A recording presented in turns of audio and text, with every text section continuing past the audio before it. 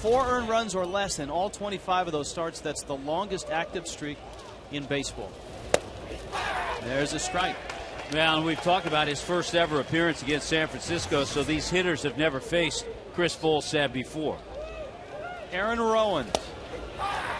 Big breaking ball for a strike, and it's 0-2. Rowan is the hottest of the Giants right now. A 14-game hit streak, 390 over those 14 games. And a hard-nosed player drives it into right field, a base hit. So the beat continues for Rowan. 15 consecutive games. That's second in baseball to Ichiro's 28-game streak. Rowan's career high is 16, so he's just one away from that. A little too good of a pitch for an 0-2 pitch, and allowed Rowan to have a good swing.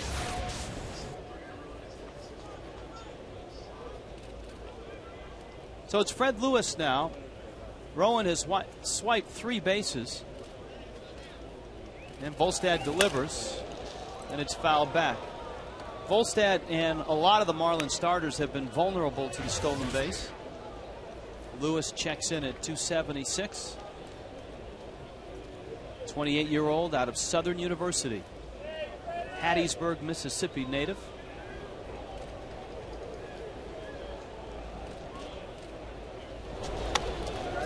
Giants are a ball club that have not scored a lot of runs. They don't hit a lot of home runs. They're last in the National League with just 27 homers.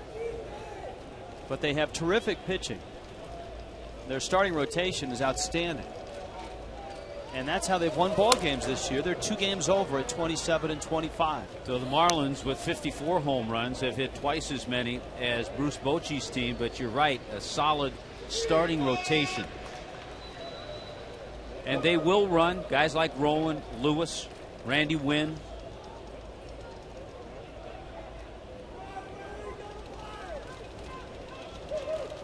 Rowan bluffs.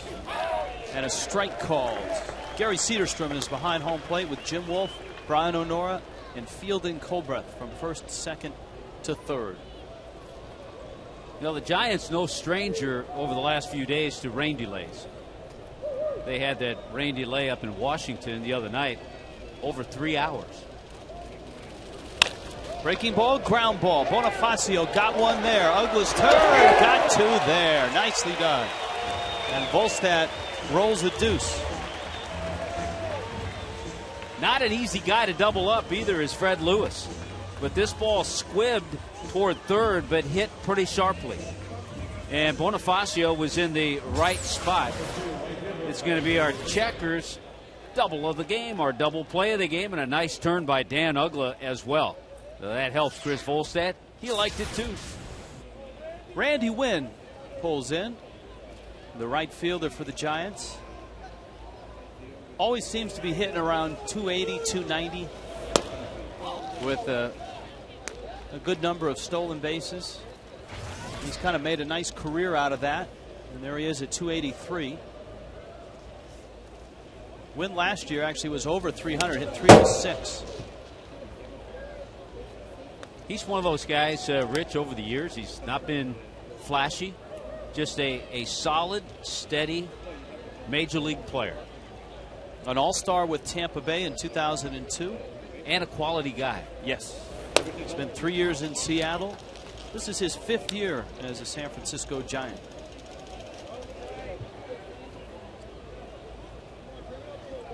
And Volstad's gone 3-0 on Wynn, who is a grinder up there. He and Rowan are both guys that will work deep counts. I saw a note on Randy Wynn. Since 2002, he's 3rd in the major leagues in hits.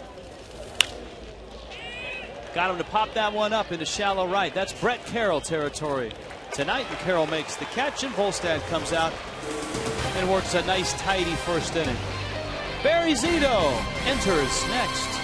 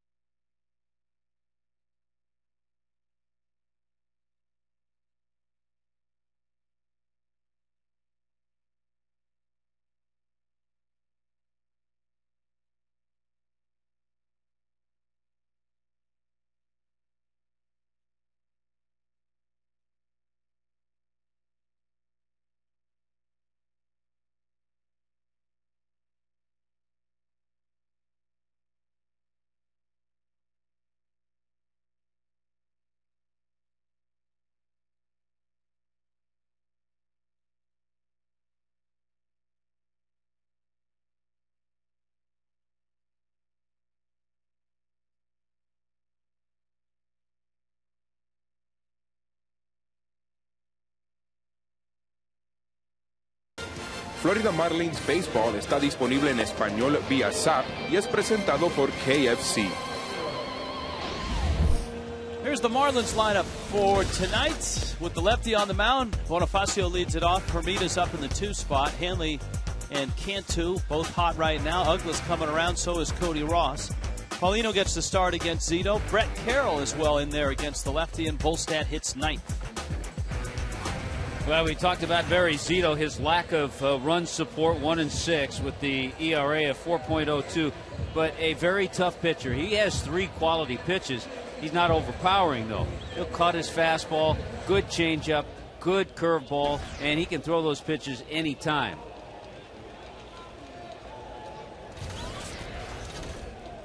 And so Zito works to Bonifacio, Hermita, and Hanley in the first. After an afternoon and early evening of heavy rain here in South Florida, including on this field. The Marlins and Giants starting things an hour late. And Zito misses low and inside. Tommy talked about the lack of run support for Zito. The roles were reversed last year. He had an ERA of over 5 in 32 starts. And a record of just 10 and 17. Last year, Rich, he came into this ballpark in May 23rd. He was 0-8 and had a 6.25 ERA. He beat the Marlins. That was his first win of the season.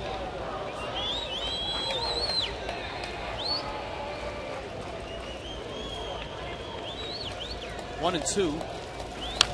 Bonifacio fouls it back.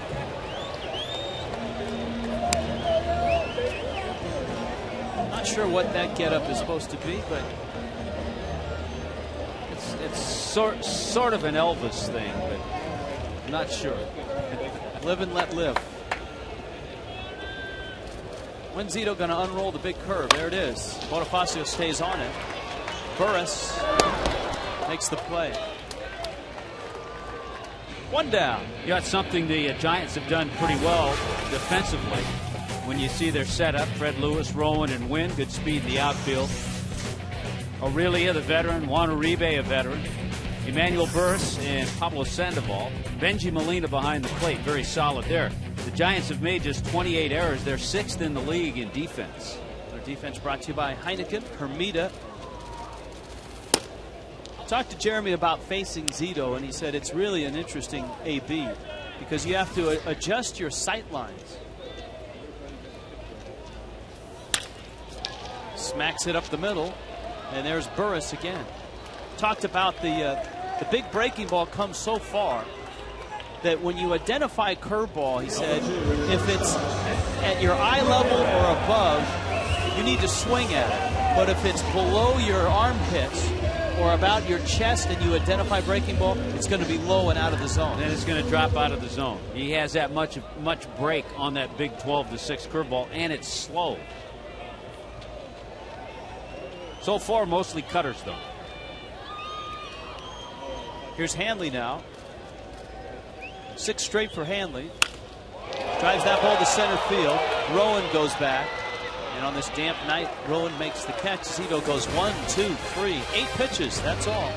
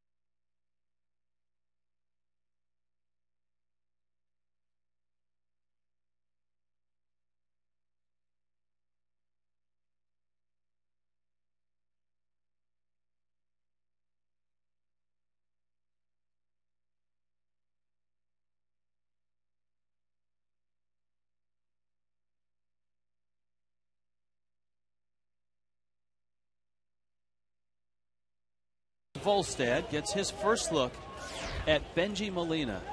A scary sight last year in this ballpark was Benji Molina. In fact, the Marlins couldn't get him out all last year. He was 10 for 19 against the Fish and drove in 9 runs. And Molina takes a fastball for a strike in a doubleheader here. He was 6 for 7 in the doubleheader with 4 doubles, 5 RBIs. I might add, though, I believe the Marlins won that doubleheader. Yes, they did. They swept it. Hey, both pitchers throwing lots of strikes. Chris threw 12 pitches in the first inning. Zito threw 8. Benji is the oldest of the catching Molina brothers. And you could probably say the most accomplished at this point, though Yadier is catching him quickly. Yadier won a Gold Glove last year. Benji has 2 of them.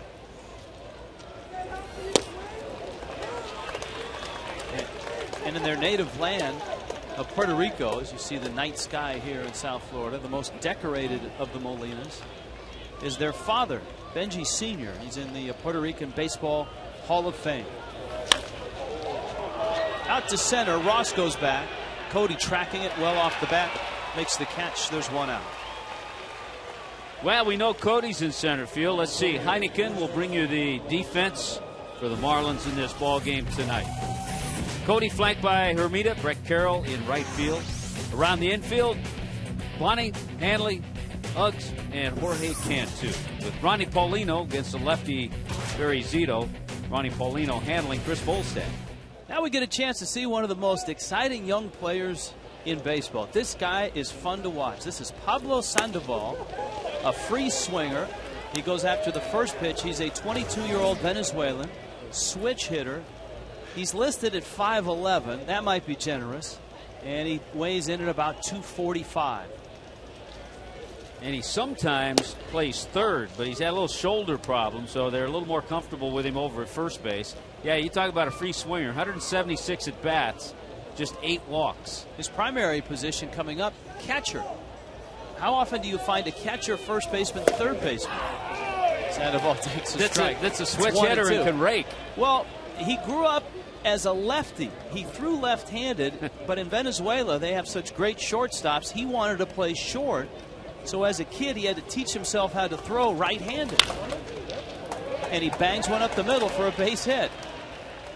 And he has one of the best nicknames in baseball. His teammates, after the movie, have called him Kung Fu Panda. And so Pablo Sandoval has a base hit.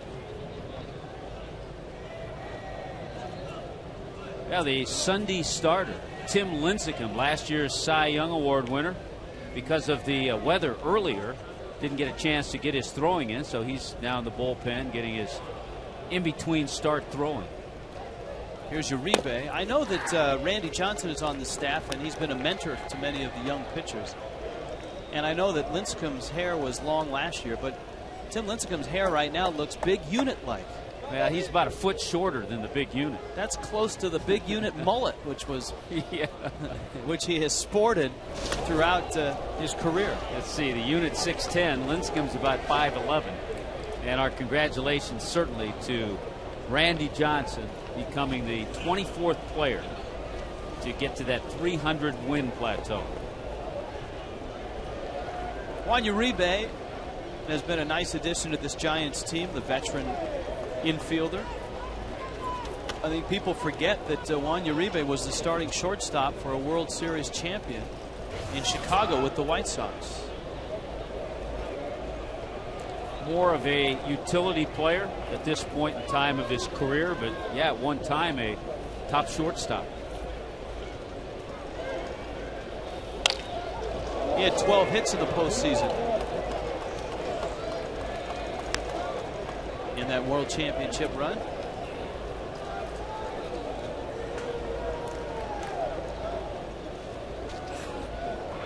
Now 30 years old, 9th year in the big leagues.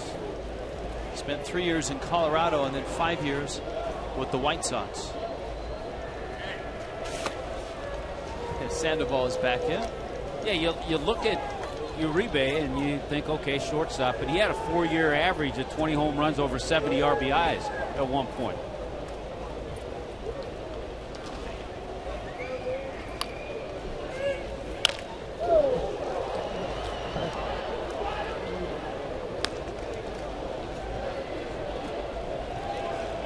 Don't text during an at-bat. Yeah, first of all, don't text while you drive. And secondly, don't text when Uribe has 2 strikes on it.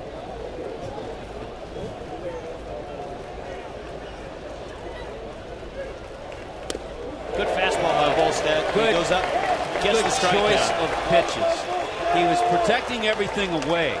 And all of a sudden, Chris decided, okay, let me run a fastball up and in. And he threw it right by him.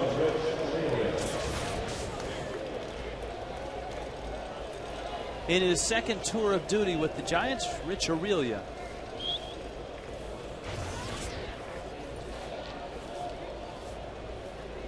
Aurelia, now 37, the Brooklyn native, played at St. John's. And has kept himself in the game by being versatile. We saw him with the Cincinnati Reds.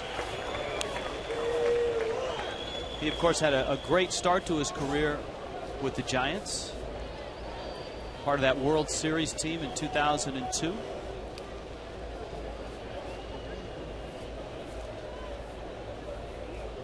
But they have him playing all over the place.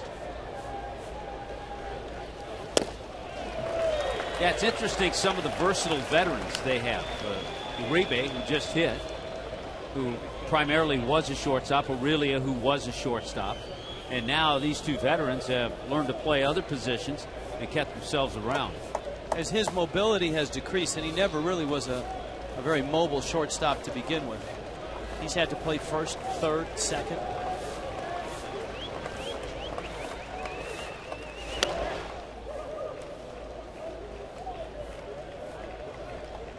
One of the nicer guys you'll run into in the game. Spent 6 years as the starting shortstop for the Giants. And had that big season in 2001 when he hit 37 homers.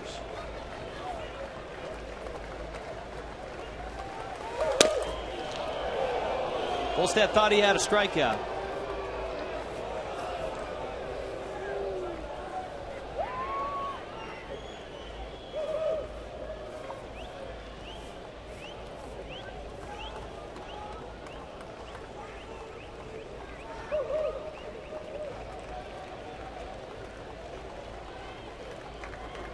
One, two.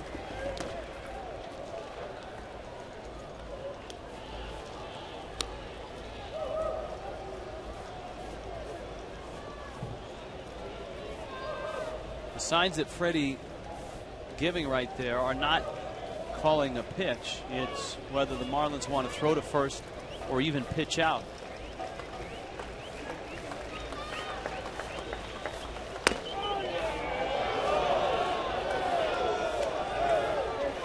A little look of frustration on the face of Chris Volstad.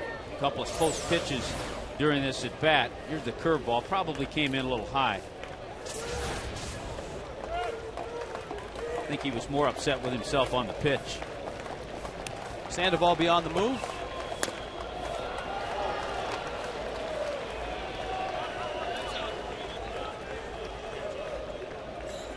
And so a walk to Aurelia.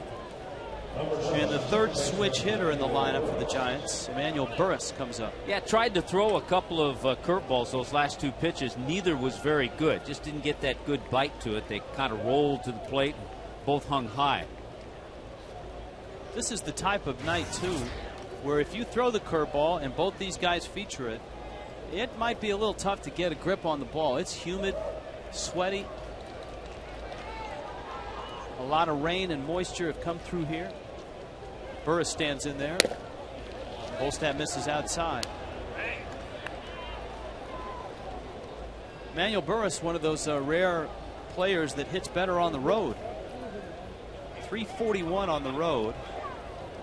His average coming in overall just 273.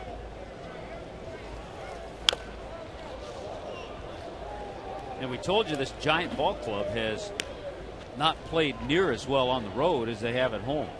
They come into this game 8-16 on the road. Bruce Bochy, in his 3rd year as a Giant, still takes some getting used to seeing him in the Giants hat after being in the same division for a dozen years as the skipper of the Padres.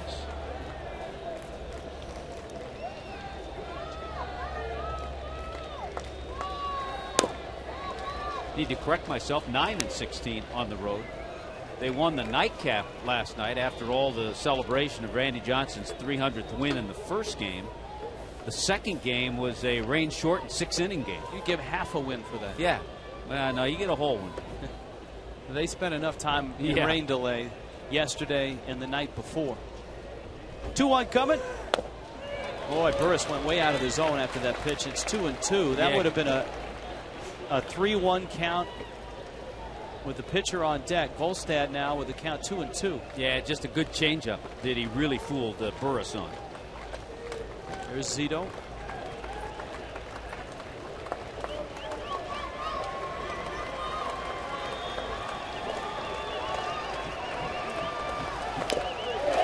It's off the glove of Ronnie Paulino. You talked about Bruce Bochy. Bruce Bochy, the winningest manager in San Diego history. So that's why it's always odd, even though he's in his third year here in San Francisco. He will not be the winningest manager in Giants history because he's had the misfortune, so to speak, of taking over the Giants when they were undergoing a huge makeover, the post-Bonds era. Last year, 72-90.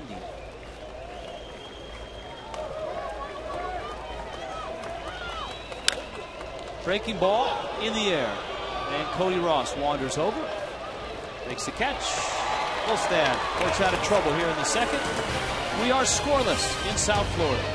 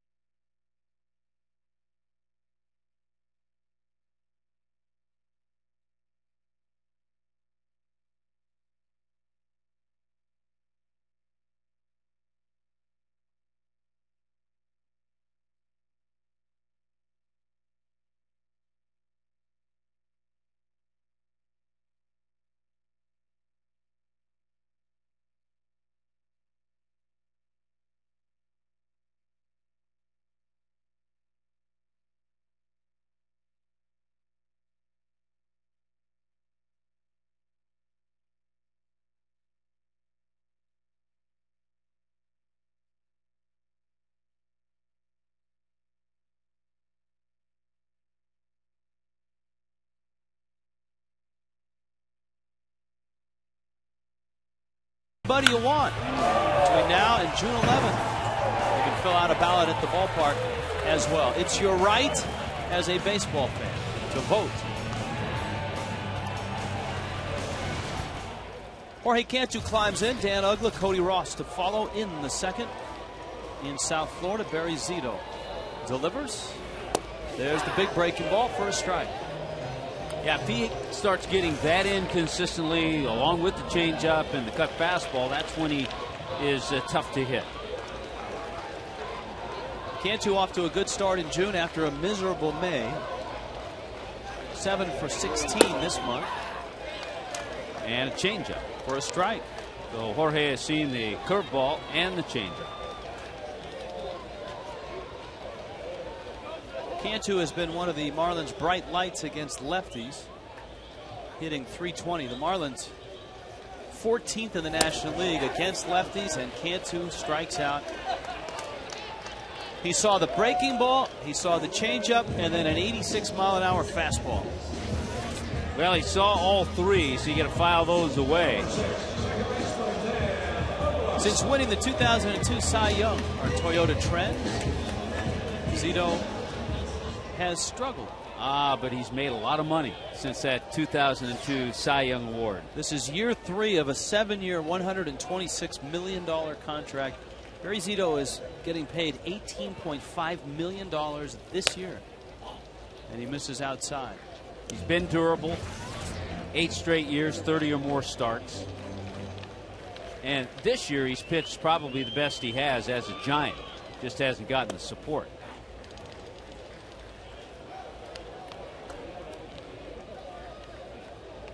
.22-36 as a Giant.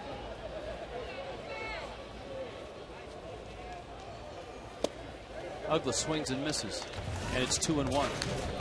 Dan thinking he was going to get a fastball, and it's that cutter that you talked about.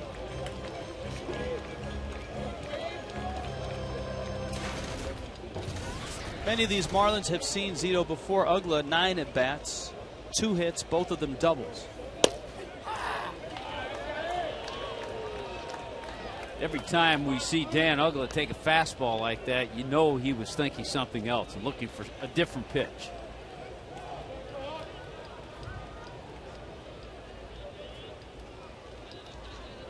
I think the Giants, we've talked about their rotation, Rich.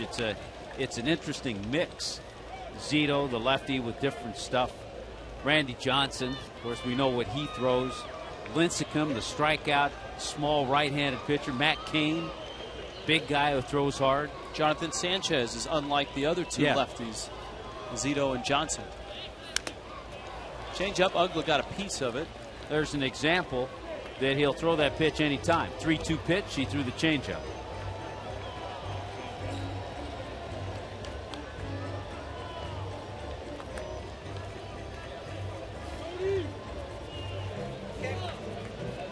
Three-time All-Star, all with Oakland. And that Cy Young, as you saw, was in 2002. He was part of the Big 3 with the Athletics. Broken bat, look out. And it's kicked at short by Uribe, and he, I'm sure, was unnerved by the business end of that bat that came flying, not necessarily his way, but in that direction. Yeah, when you see it, you're looking at the ball, but you also see the barrel of that bat. You're not sure if it's exactly at you or somewhere, and he just boots it. He'll probably be given an error. If he picks the ball, he makes the play. And it's an E6.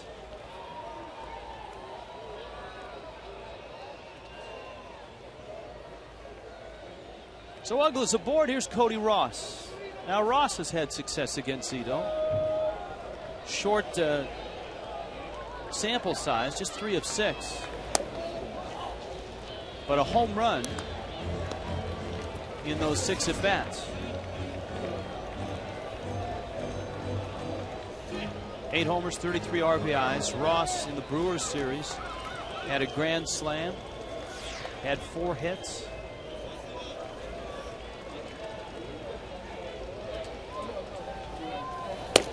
Cody last year, not quite Benji Molina numbers, but was 7 for 20 with 3 home runs against San Francisco.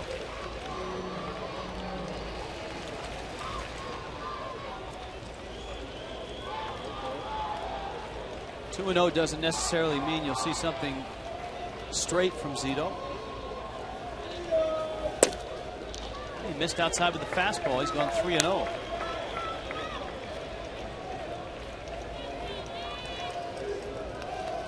Ronnie Paulino, who was a Giant for what, about a day? Maybe half a day? Never really got to know his teammates. Never got issued an equipment bag. There's a strike. And it's 3-1.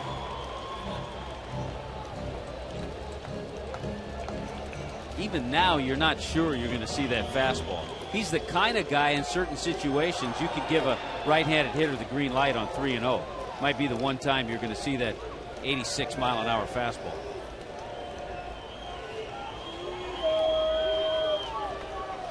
He missed. So an error by Uribe, and now a walk to Ross. Marlins against lefties this year have had Ronnie Paulino behind the plate. He was dealt from the Phillies in spring training to the Giants, and then flipped right back to the Marlins.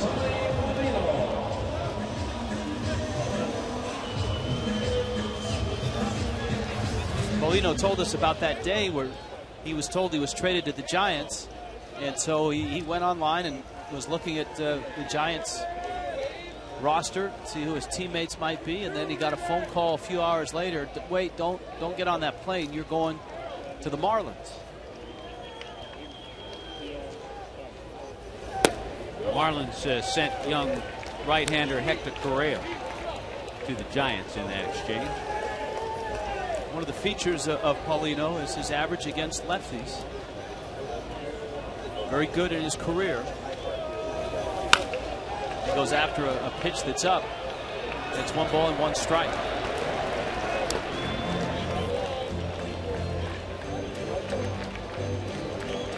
Well, there was rain in other parts of the country tonight. The Tampa Bay Yankee game in New York was called about 4:30 this afternoon.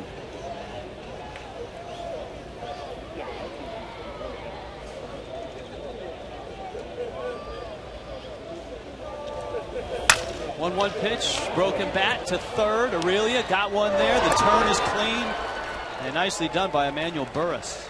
And the Marlins' second inning comes to an abrupt halt. Barry Zito gets his double play grounder, and we're still scoreless.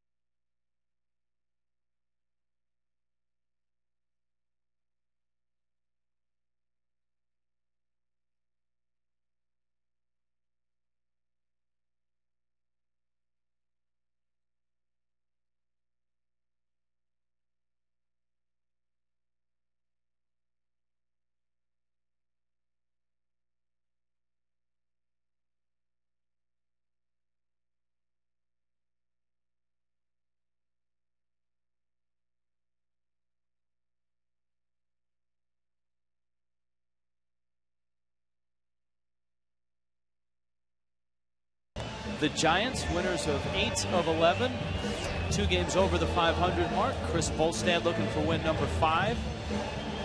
And it's Barry Zito, then Aaron Rowand, and Fred Lewis. It's a 4-game wraparound series. Starts on Friday, weather permitting, ends on Monday.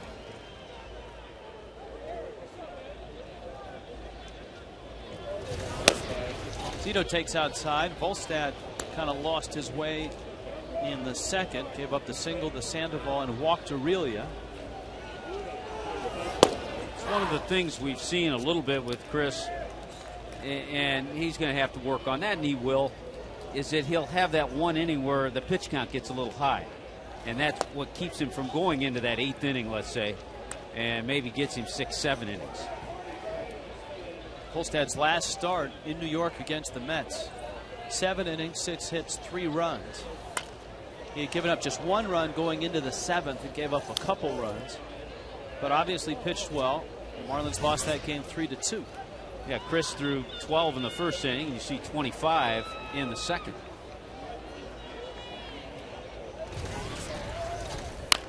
Zito puts up a good fight. In fact, rolls one to first.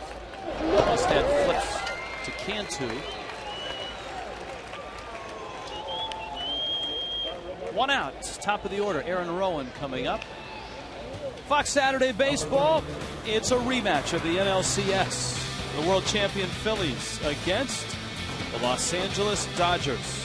And it's all at 4 Eastern on Fox. Tommy noted the Dodgers having a terrific year at 37-19. The Giants are in second place. They're 8 back.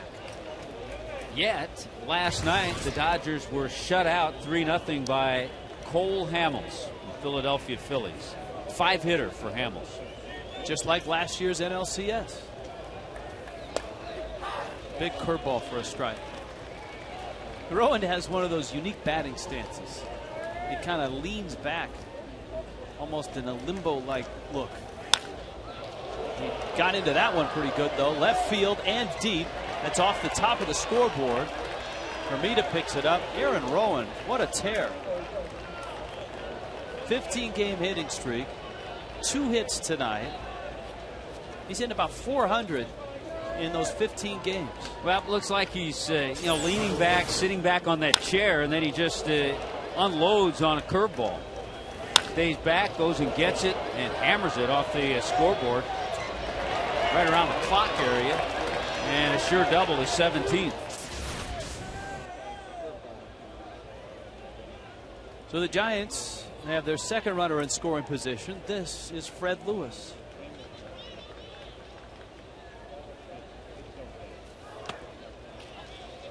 Now, I meant to mention earlier, other than the extra hour wait, neither pitcher had begun warming up or anything with the rain. So all they had to do was just wait a little bit longer.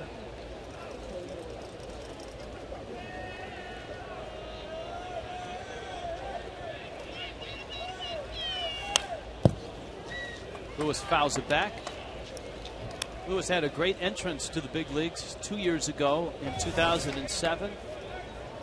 Hit a couple of grand slams and hit for the cycle.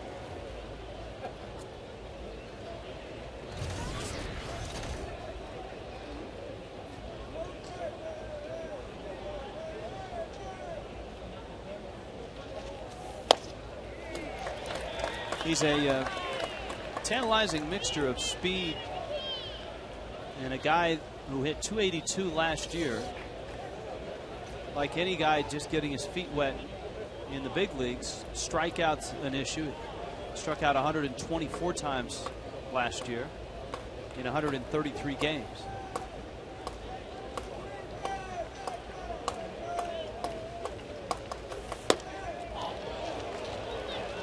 An accomplished player at Southern University. Came up through the system and is 28.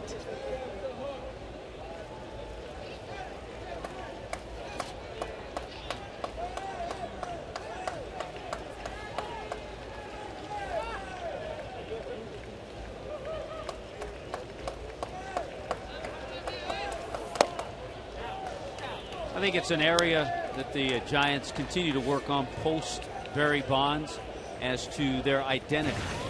What type of club are they going to be? They really need to center around speed and defense, especially in their home ballpark. Very spacious in the outfield.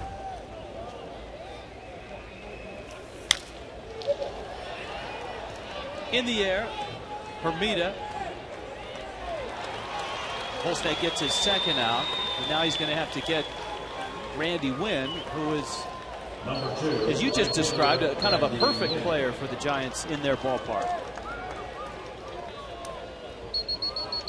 A little bit of speed. Tough ballpark for, that's what always made what Barry Bonds did so unbelievable for left-handed hitters. To what it makes what Rich Aurelia did unbelievable when we talked about his 2001 where he hit 37 homers. Yeah, not conducive to the long ball. Giants have hit just 27 this year. Marlins, by comparison, have hit 54.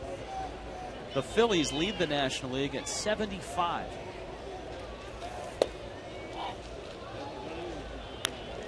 Wynn was an outstanding athlete growing up in San Ramon, California. That's in the East Bay, in that San Francisco Bay Area. And played his college ball at Santa Clara was a basketball player as well. Back up to Steve Nash on a team that went to the NCAA tournament. Smacks it into right. That's a base hit. Rolling round third. Up with the ball is Carroll. Got a good arm. Runner coming. Throw on the money. He's gone. How about that? Brett Carroll throws out Aaron Rowan by a good margin. Great form. Strong throw on the money.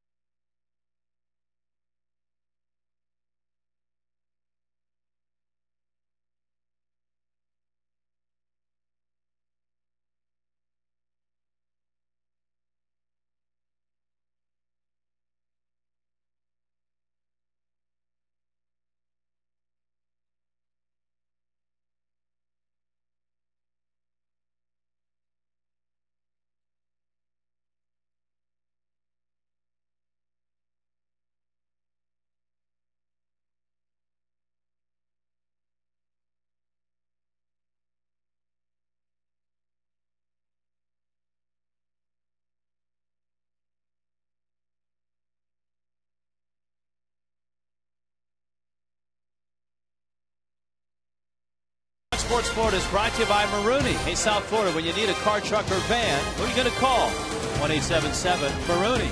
By Checkers, Little Place, Big Taste. By Corona, official sponsor of the Timeout. By Headquarter Toyota, where you'll feel like you bought from the factory, conveniently located off the Palmetto and 57th Avenue. And by Prestige Audi, just 2 minutes south of Aventura Mall. Call 1-866-MY-AUDI.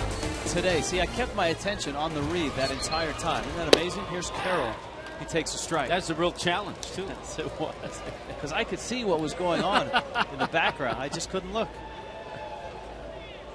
Brett Carroll, of course, after the great throw, leads it off. Now you see the Marlins most every day, obviously today not because of the weather. Before batting practice, outfielders, infielders, they come out, they work on many drills. A lot of people say, well, they don't take infield anymore. This is a different drill, and they work on it for about 30 minutes. And a lot of it is outfield throw to bases, to the plate, and then the infielders make their throws.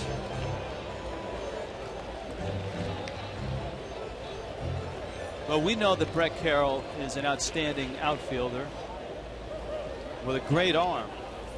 You wonder if the Giants know that, because, you know, advanced scouts get to see the team play, but, you know, an advanced scout could go a week and not see Brett Carroll in right field.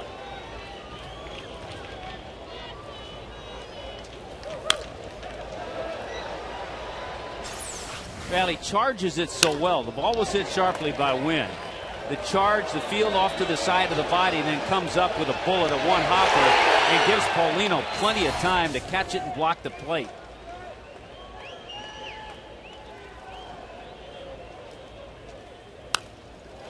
I can remember the conversation that Bo Porter, Jeff Conine, and Carroll were having, and the lesson was you don't need to, as an outfielder with your type of arm, throw max effort. I don't know if it was 70% or 75%, but the message was your 75% is as good as anybody else's 100%. Carroll hits the ball to right field, and you could sense it on that throw, Tommy. He didn't come up and throw it as hard as he could. It was nice, smooth, easy, and the ball just exploded out of his hand. Under control. He threw it under control. Frank Fort, what say you? Guys, we're out in the left field power alley. It's a Boys and Girls Club Dollars and Strikes night here in support of the Boys and Girls Club. Justin Hankerson, the young man on my right, just graduated from Stranahan High School. He's the Broward County Youth of the Year for the Boys and Girls Clubs. Congratulations. Thank you. You get to throw out the first pitch tonight. How was that? It was great, man. I was a little nervous my first time throwing the ball, but I did good. Now, Justin does a lot of great work at the Boys and Girls Clubs. He's one of the staff members there and helps out all the young kids. What's the most rewarding part of it for you? Going home at the end of the night and knowing that I've helped someone or saved a life possibly, that's really rewarding. I was there, and these kids really look up to you, and I know that's rewarding. You're definitely affecting their lives, and you are a role model to them. Do you kind of embrace that role? Definitely. You know, I try to be positive all the time and make sure I'm there for the kids. You know, talk to them and keep their heads up. Burris trying to make the play on Volstad, throw just out of the reach of Sandoval, so Volstad is aboard. And guys, by the way, the Marlins Community Foundation tonight presented a $10,000 check to the Boys and Girls Clubs of Broward County to support their efforts and the efforts of young people like Justin Hankerson. Rich, back to you. That's why all the events, Frank, that the dinner on the diamond, the fantasy auction, that's where that money comes from, the money that you out there, Marlins fans, help raise. What a great opportunity for young kids to get pointed in the right direction with the Boys and Girls Club. Bonifacio bounced out. Volstad doing a nice job of staying on that Zito curveball. Hey, first hit of the night for the Marlins.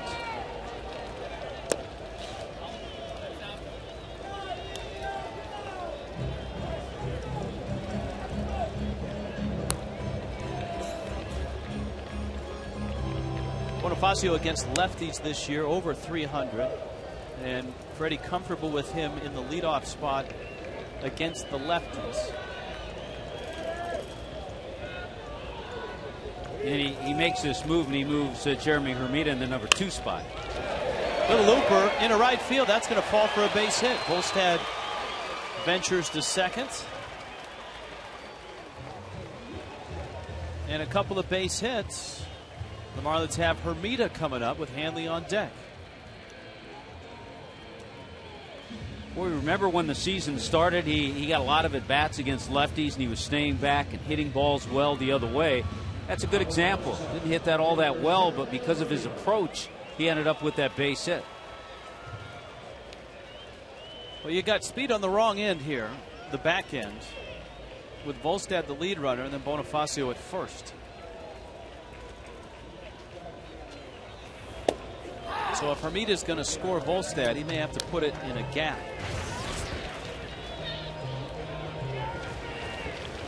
But if he gets it in that gap, he might score 2.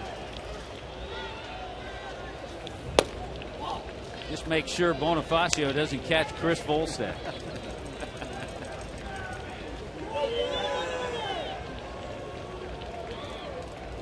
Jeremy bounced out his first time up.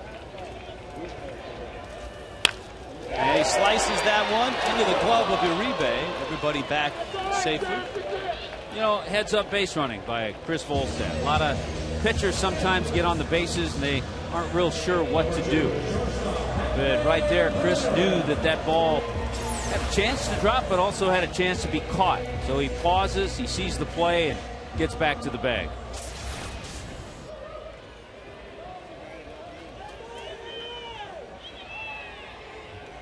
Two outs. Here's Hanley.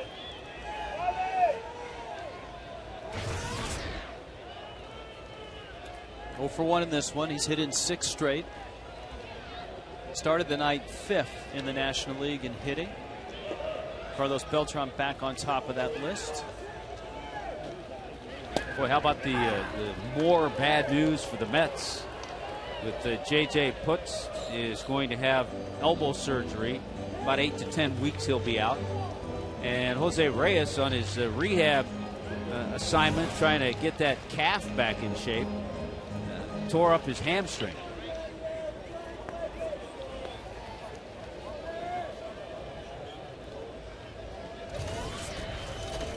I know people see that and they say, well, that's an opportunity for teams like the Marlins and the Braves in the East.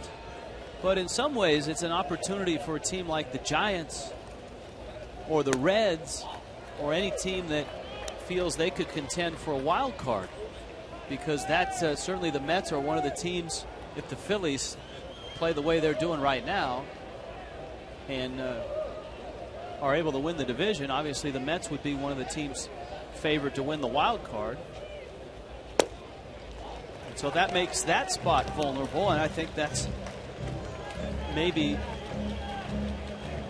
one of the things that pushed the Atlanta Braves to pull the trigger on the Nate McLouth deal and maybe not bring back Tom Glavine. And that's one of the fun things about that wild card.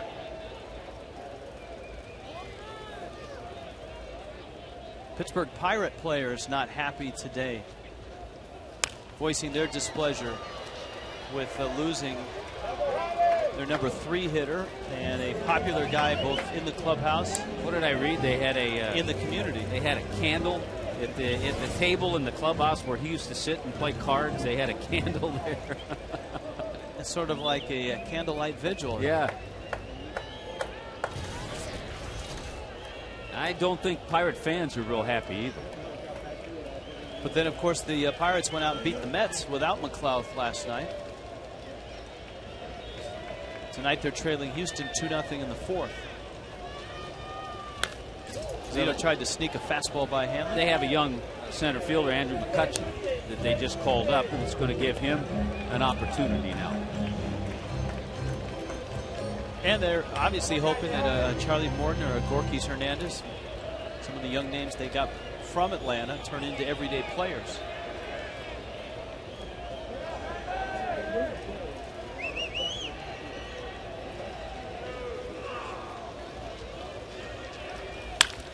Ground ball up the middle. Nice stop there. Boy, Emmanuel Burris has made a couple nice plays. He gets it to Uribe in time to finish the 3rd.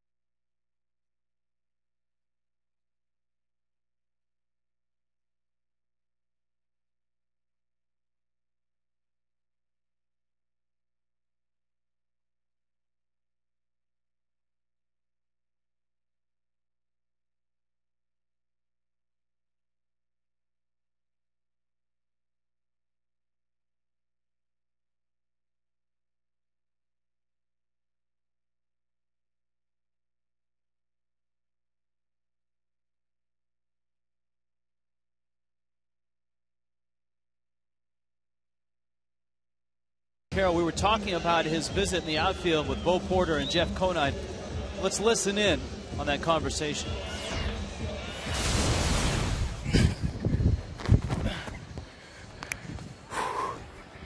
It's better to be. Your 80% is better than everybody else's 100%. Thank you. Thank you. I'm not fishing for confidence. Is that exactly what I said yesterday? And I'm not giving it to you. I'm giving you reality. You stay right there, man. Nobody's gonna run on. If they do run on you, they're out. They're out. Well, certainly Aaron Rowan was out. And that's right. Sometimes you'll see an outfielder try to unload, throw one 110%. What happens? He misses the cutoff man. He's offline. Sometimes overshoots the catcher. You stay within yourself, nice and controlled, and that was just a perfect throw.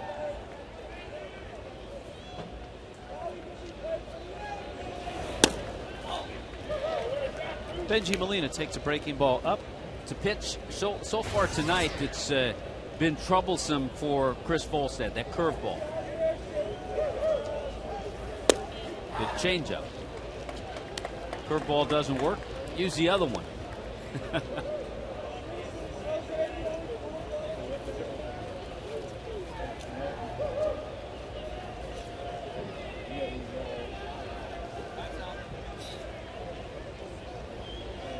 Volstad getting the start to open up this series. The Marlins tomorrow night will trot out Andrew Miller. Banged up the middle. That's what he does. He hits the Marlins. Benji Molina, a career .410 hitter against the Fish. Hello, Duck. All-time Giant Florida native. Record for hits. Boy, San Francisco Giant. I'd have to really reach back in the memory bank for this one.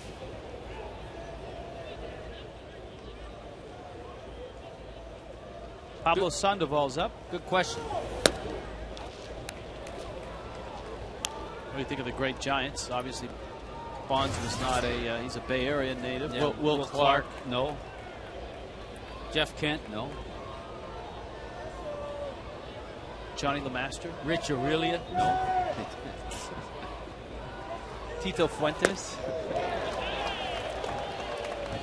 Jim Ray Hart, no. Dick Dietz, Dirty Al Gallagher.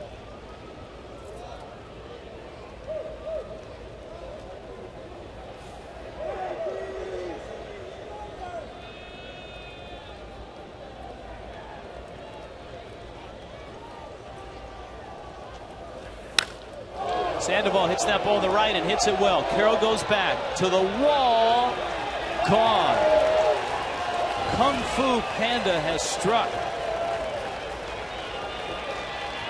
Giants out to a 2-0 lead.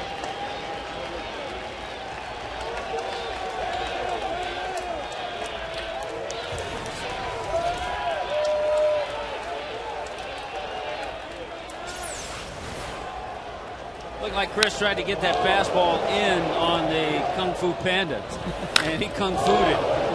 He turned on it and got to it in a hurry. That ball was hit well. Smack to center. Ross diving. Every night he does this. Cody Ross. Well, we've seen him go to his right, we've seen him go to his left, and now he comes straight in to make this diving play on the ball hit by Uribe. Not hit hard.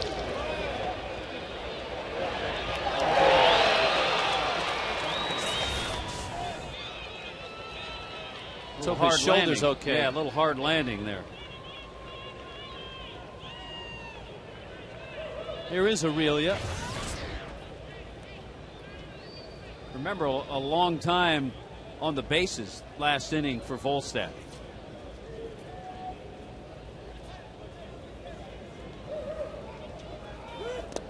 I think part of it, he just hasn't had the command of that curveball. And so when veteran hitters, guys who know what to do at the plate, see that from a young pitcher, then they'll just look for the other pitches.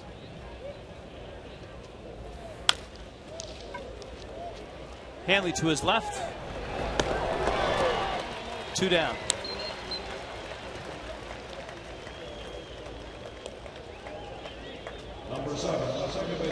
Here comes Emmanuel Burris. You know, and it's something that at the beginning of the year, the home run ball had not entered the world of Chris Volstad. But he has found out that if you make mistakes, major league hitters will capitalize. That's the 12th home run he's allowed this year.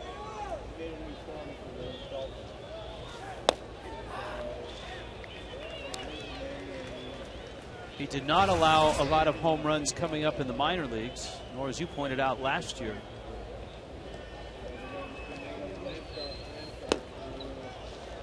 The Brewers, who were just here, Marlins took 3 of 4 from Milwaukee, are shutting out the Braves 4-0 in the 6th. Guess you could cancel the Tom Glavine book signing. at Turner Field tonight. Cubs are beating Cincinnati 2-0. That's in the 7th. Yeah, that Milwaukee-Atlanta game, Gallardo against Vasquez.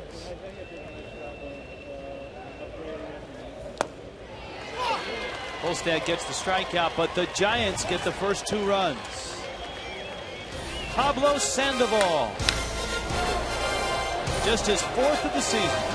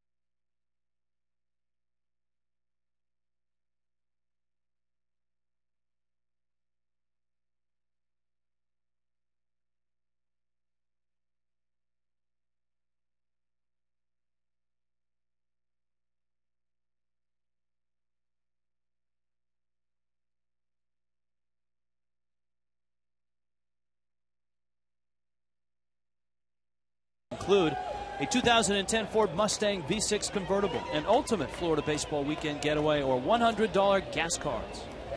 Visit FLAlottery.com.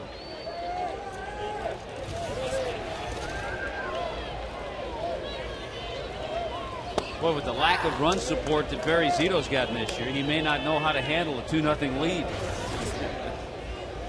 Cantu, Ugla, Ross.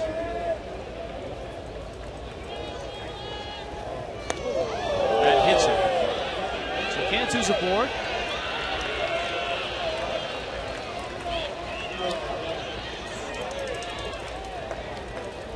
Yeah, that big curveball got away from Zito and caught the back foot of Jorge Cantu. So good start to this 4th inning. Here comes Ugla.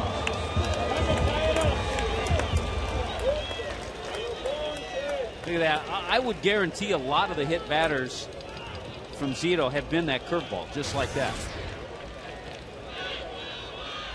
That's how Dontrell Willis used to lead the league.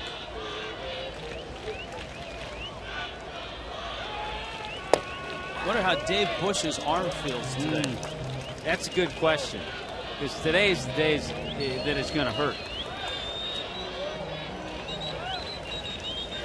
Bush was hit by that line drive off the bat of Hanley Ramirez last night, but stuck it out. That was in the 1st. He ended up going 6 innings. Ugla smacks it into left field. That's a base hit. So 1st and 2nd with nobody out. Marlins try to answer the Giants' 2-run 4th. Yeah, Daniel stayed back on that changeup. Kind of hit it. There's a term that guys will tell him when he goes back to the dugout. He hit it like he threw it. You know, a changeup, got it off the end of the bat. All right, let's see. With a Florida native. I think we know this guy. Yeah, Robbie Thompson. I did not know he was from West Palm Beach. Robbie Thompson, West Palm Beach, lives up in the Jupiter, Tequesta area right now. One of my heroes growing up. Tremendous second baseman. Hard-nosed player.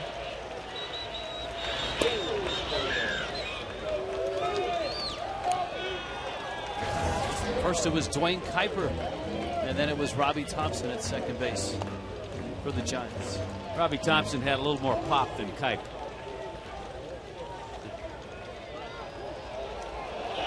Wow, that was close.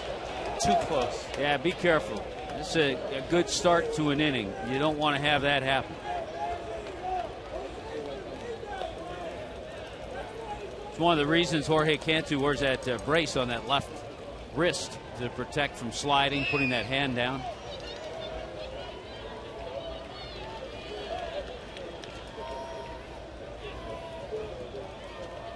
Cody walked his first time up.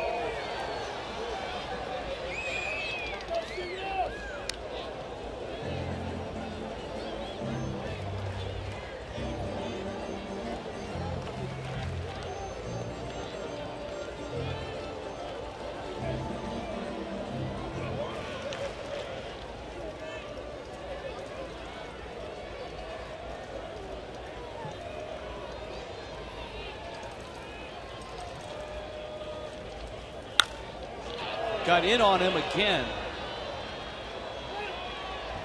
Ross's bat ends up out by the mound. Yeah, he got upset because he missed a pretty good pitch and flipped the bat. I don't think he wanted to flip it in that direction. But watch, he misses a good pitch and flips. Ooh, see how he reacted? He didn't want to flip it out that way. You could tell by his reaction. But he misses a good pitch and then flips it.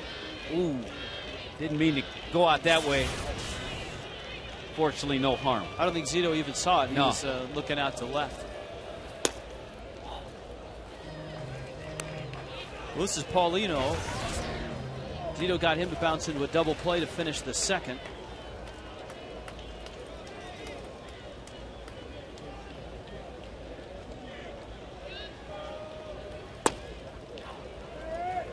Two and 0. Yeah, I'd love to see Ronnie Paulino get into one. I don't know, Zito would like to see him hit that ground ball again.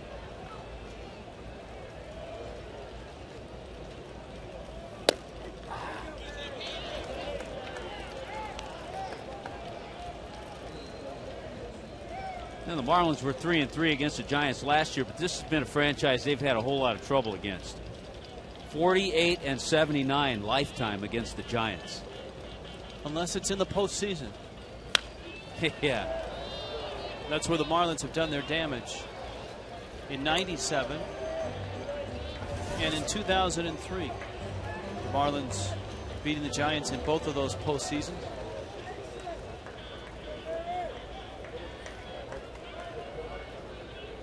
The San Francisco Giants, in their 51 years, have never won a World Series title. Paulino to right field. Win. Cantu's held. Bags are loaded. Brett Carroll's coming up. Boy, nice approach. Good swing by Ronnie Paulino. But he hit it so hard that Cantu could not score from second base. Good swing. And here's the fundamentally sound Randy Witt. One hop.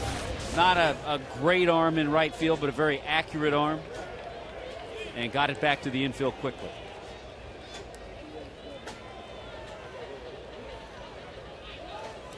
So Carroll with one out.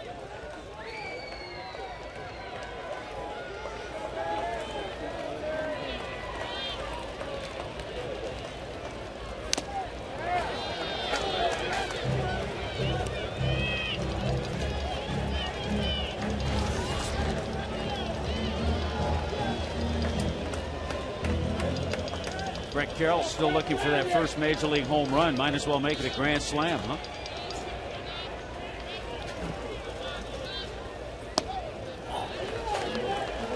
One ball, one strike.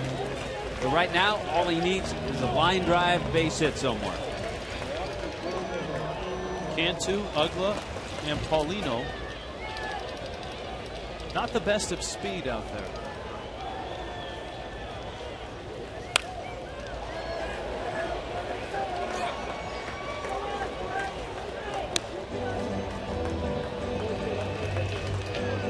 There's Cantu. He was hit. Ugla singled. Paulino singled.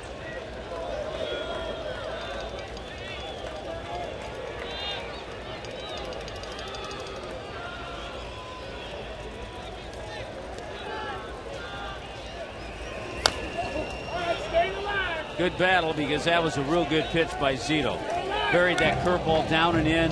That's a tough pitch for a right-handed hitter. It's borderline strike, but close enough. And Brett Carroll stays alive.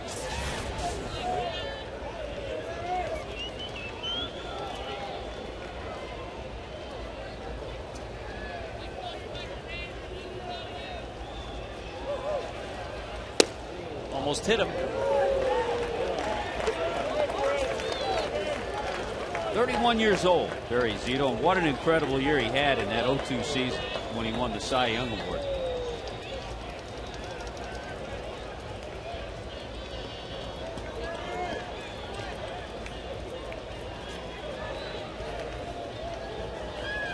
Two. Got him. Fastball came up and in.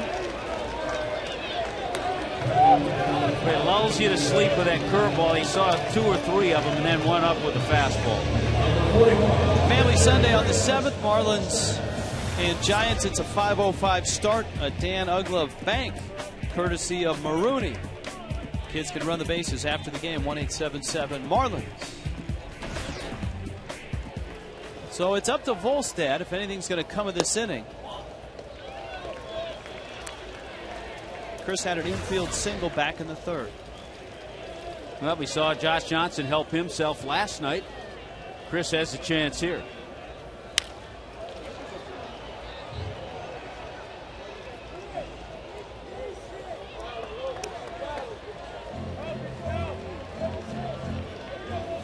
One and one.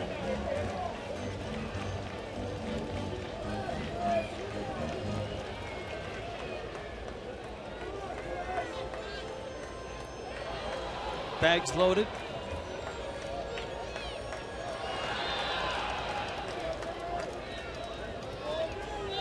Aaron Rowan is particularly shallow in center field.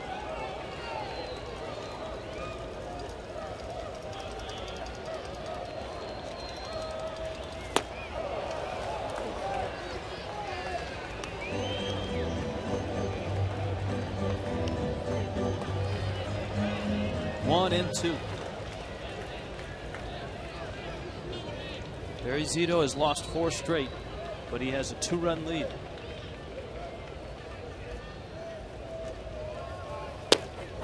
Strike 3 call. Marlins leave them loaded here in the 4th. Going to the 5th. 2-0 Giants.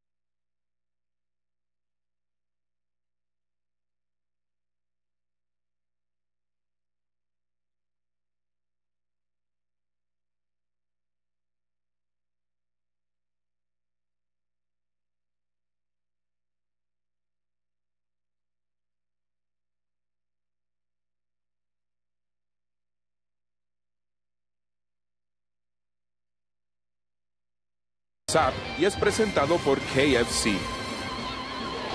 Cookie and Raul join us now. Hi, guys. Y vamos a saludar a Rich y a Tommy. Hey, hi, guys. Tough night for the bats tonight. Not looking good right now.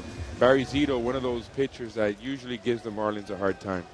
Yeah, a little different approach you have to have against a guy like him, huh, Cookie? You have to really wait back. You know, he has a big curveball from 12 to 6, a good changeup, and his fastball is only 85, 86 mile an hour, but he really locates that fastball very well inside. All right, guys, have a good night. You too. All right, Richie, Tommy. Bueno, Barry. Barry Zito, Aaron Rowand, and Fred Lewis. You know what? I feel badly. What's that? Because every night when we talk to Cookie and Raul, we usually learn a new word in Spanish, a new baseball word. And tonight we didn't. And so let's put it upon ourselves that on Sunday, our next telecast, we make sure that we learn a new baseball word. Okay. Well, some are the same. Right. You know, some of the words translate the same in baseball. What did they call the Josh Johnson home run the other day? Grande Liga? The big league homer? Boy, Marlins and Chris Volstad cannot get Aaron Rowand out. He's 3 for 3. Well, nobody else can either. He's hit it 15 straight.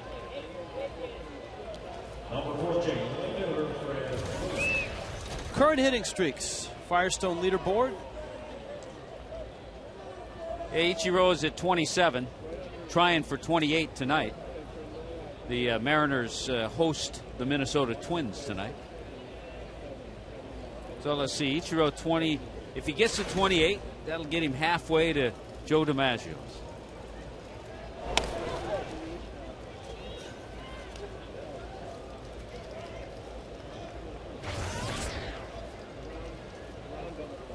Fred Lewis is 0 for 2.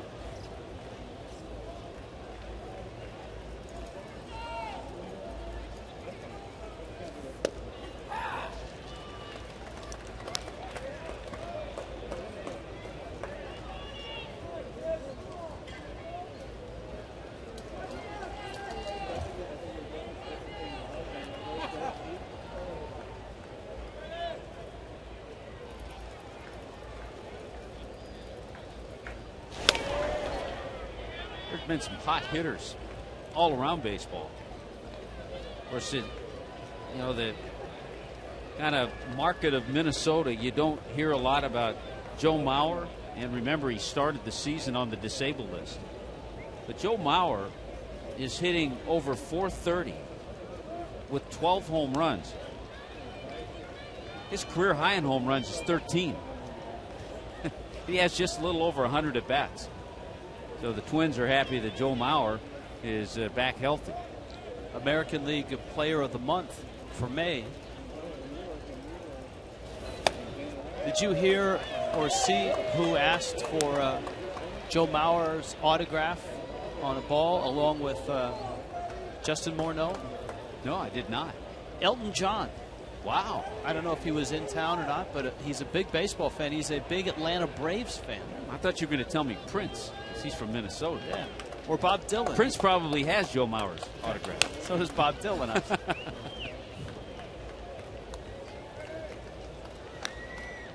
Yeah, Joe Mauer, Justin Morneau, Jason Kubel, left-handed hitter. We saw him a little bit in the spring. Kubel had 2 3-run homers last night for the Twins.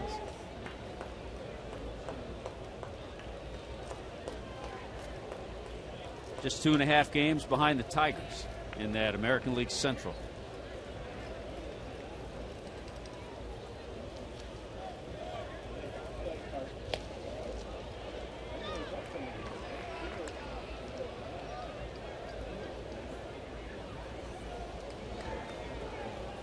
Volstad with the count 0-2. A Pablo Sandoval home run. The difference in this game, a 2-run shot in the 4th.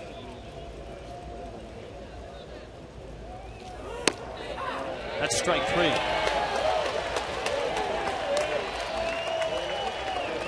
Got some nice pitches that time to Fred Lewis. He worked both sides of the plate. Finally put him away with a fastball that moved in and caught the inside corner. But some good pitches to Lewis.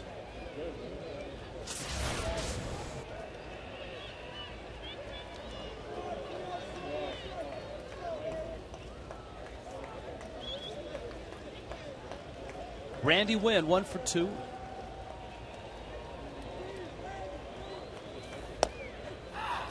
A strike and a snap throw to first. Yeah, I think Rowan was thinking about stealing, and that's why Wynn kind of bluffed bunt. He was going to try to help out his runner, but then Rowan stopped and went back to the bag.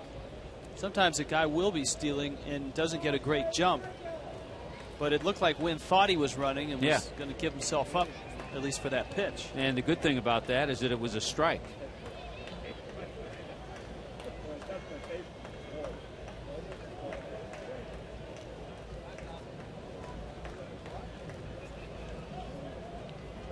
Paulino out to talk to Volstad.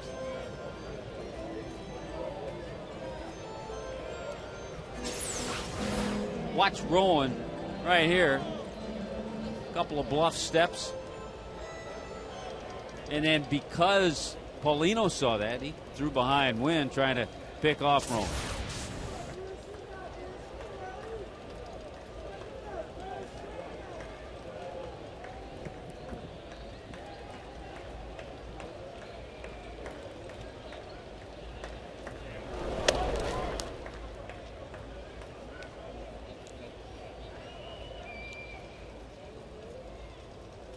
Put that guy in the hard-nosed category, Aaron Rowan. Absolutely. He's driving the bus. Runner goes, swing and a miss. Paulino's throw, safe. He got a pretty good jump, but I think a good throw. If the throw's down a little bit, they haven't. But the throw was up, and a leaping Hanley Ramirez tried to come back and swipe tag him.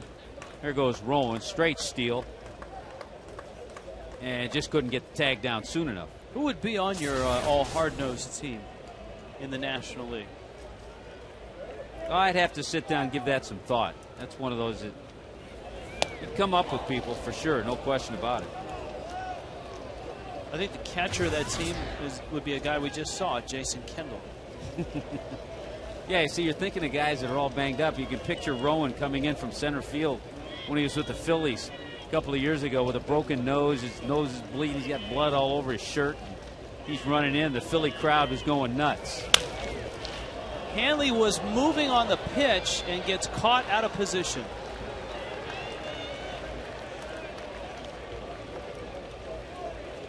If Hanley, and I didn't see him right away, if he were going before the pitch, no, he went after the pitch was delivered. He was thinking about a pickoff to second base.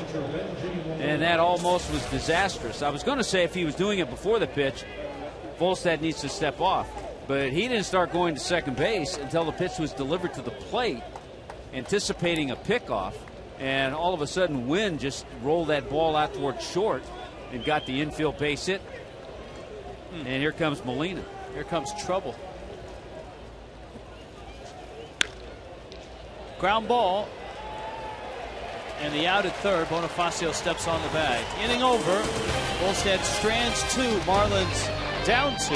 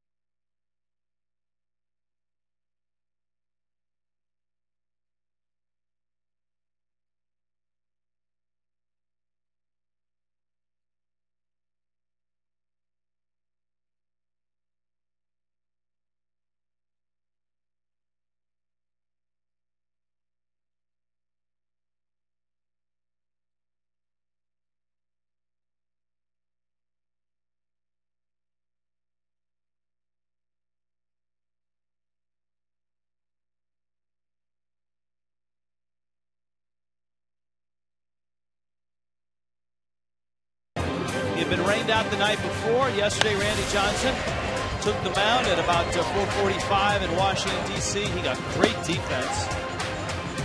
Watch this play. Burris to Renteria for the double play. And Johnson made this an awkward landing. He would come out after 6 innings. Ryan Wilson would throw 33 pitches to get the save. Win number 300. AT&T, the nation's fastest 3G network. AT&T, your world delivered. Just an incredible feat. And Randy Johnson, 72 wins in his 40s and just 64 in his 20s. So he put it together at a late stage of his career. Obviously, in his 30s, he was incredible. Bonifacio. You had a chance to see him, didn't you, before he hit the big time? I saw him when he came up with the Expos. Yeah, when he signed with the Expos. I remember him in minor leagues in the back fields up in West Palm Beach. Just you wondered what he was going to turn out to be, because he was certainly an imposing figure. Uribe gets the out.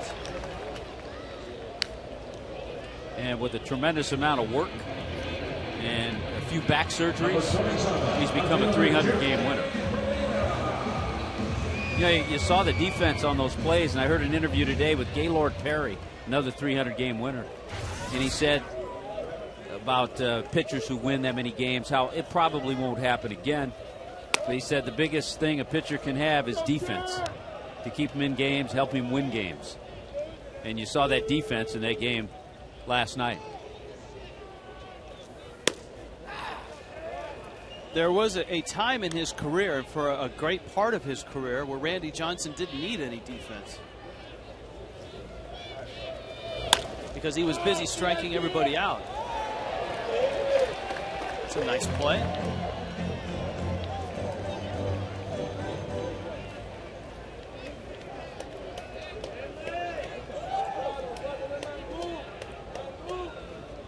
Yeah, he had 4 straight years. He had over 300 strikeouts.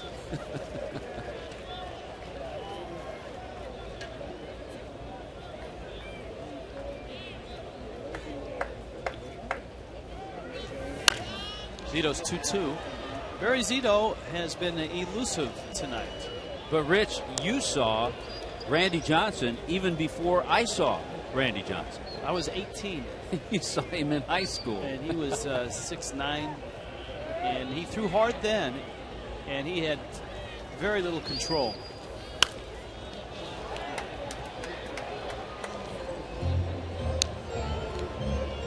I can't imagine high school kids digging in.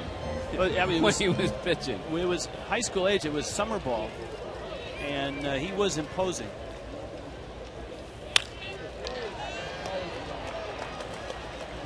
Hermida is out. You talked about the big moment in his career, which was the meeting with Nolan Ryan. Tom House, the pitching coach for the Rangers, actually asked Johnson if he wanted to watch Nolan Ryan's bullpen session.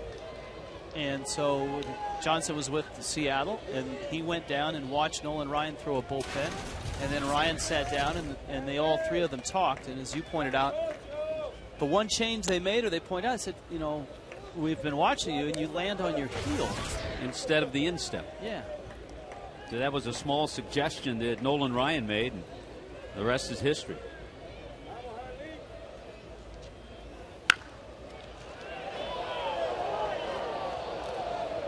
There were some great articles this week leading up to that start.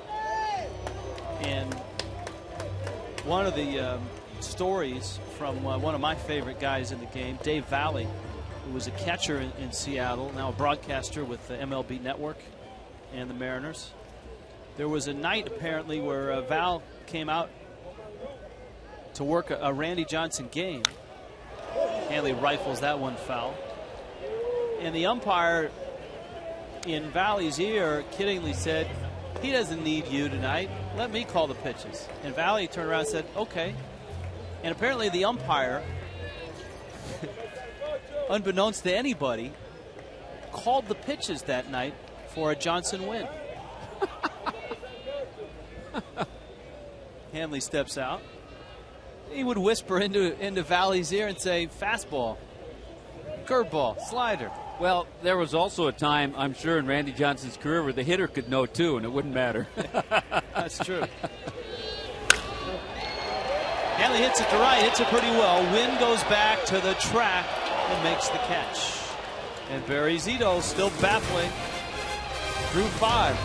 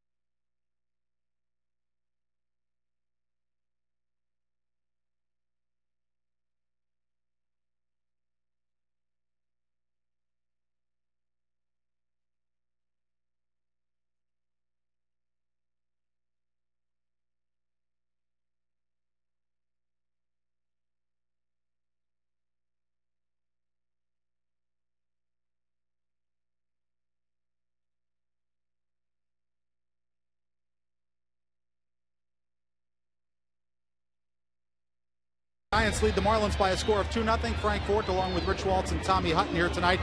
I was in Jupiter last night working on a couple of our minor league reports and our Inside the Marlins show, and I came across something pretty interesting. Now, Marlin fans, longtime Marlin fans, will remember this guy, Brian Harvey, the closer on the original 93 team. His trademark, of course, was the big Fu Manchu mustache, right? All right. Well, now, does this look like anybody you know? Coming up here. That's right.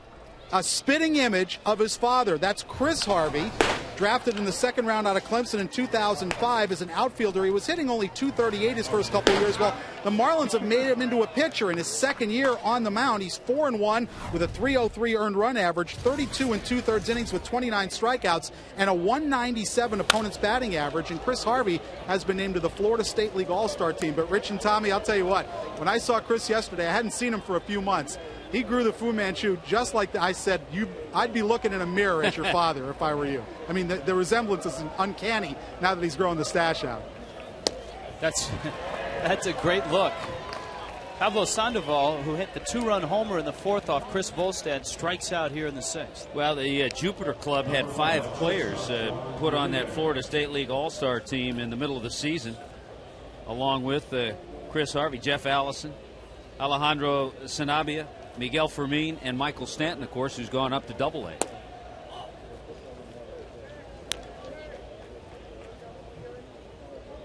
Juan Uribe is 0 for 2. He was robbed of a hit on another diving catch by Cody Ross.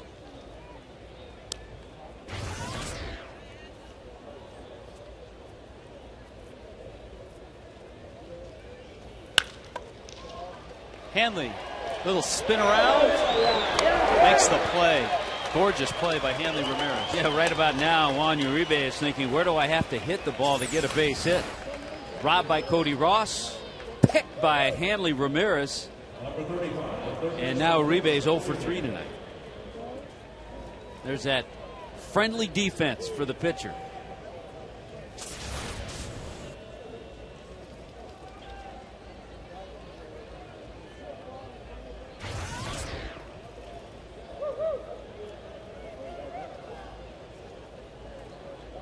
Aurelia has walked and bounced out, and he fouls that pitch back into the seats. Rich Aurelia getting the start at third base tonight.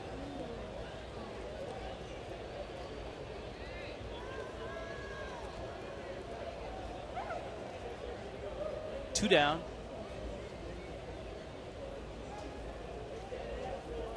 I think both managers, if you ask them going into the ball game what they'd hope for from their starters, would say, I need a well-pitched game. And both managers have had that. The one mistake for Volstad was the pitch he left up to Pablo Sandoval. Well, it's amazing. Since May 24th, this caught my eye. The Marlins pitching since May 24th, the lowest ERA in the major leagues, 2.78.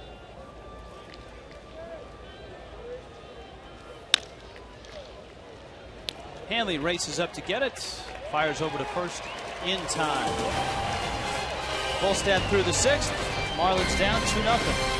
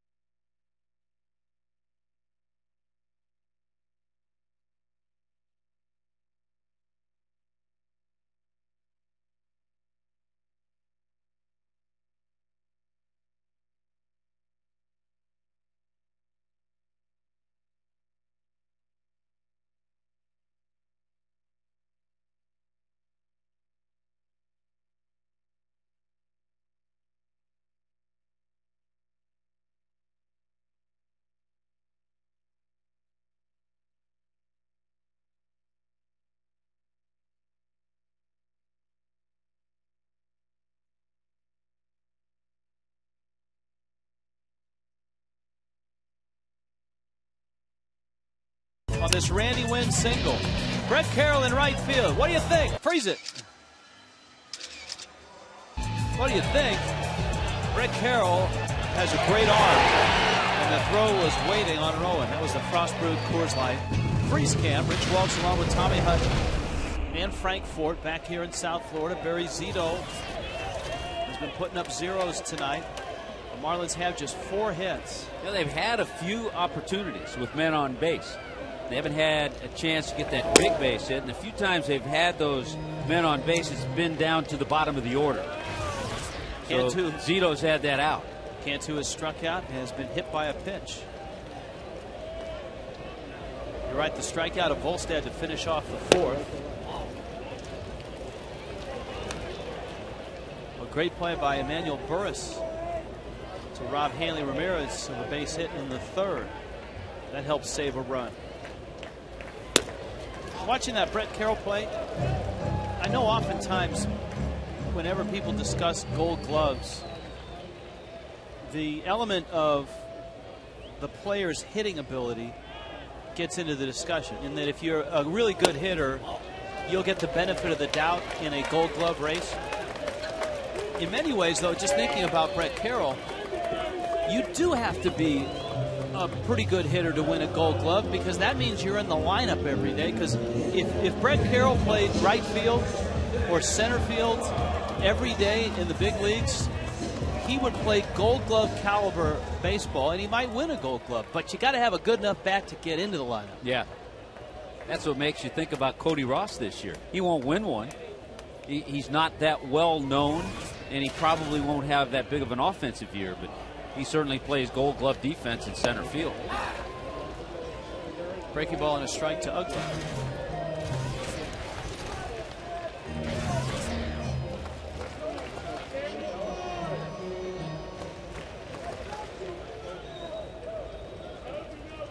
it's hard to come out of nowhere and win a Gold Glove. You usually have to be either a standout guy with the bat and the glove, or a great defender on a really good team. Nate McLouth won a Gold Glove last year. Of course, he had a little bit of an oddity because first really big year for him. And he had a big year with the bat. And that kind of got him some attention. And that may have helped him win the Gold Glove. It's almost like, yeah, this guy's a pretty good hitter. He's hitting the ball well this year. Oh, yeah, and by the way, he's an outstanding outfielder. Shane Victorino playing for a world champion team. And finally having a big offensive year. And got plenty of exposure. Carlos Beltran probably should have won a few Gold Gloves when he was in Kansas City. And he didn't get much exposure when he was a Royal. But once he gets to New York, all of a sudden, he's the greatest center fielder ever. Well, you know what? He was just as good in Kansas City. Sure.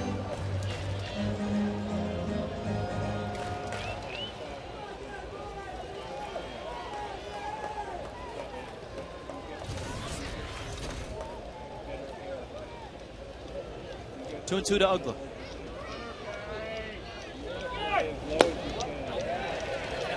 Counts full, 3-2.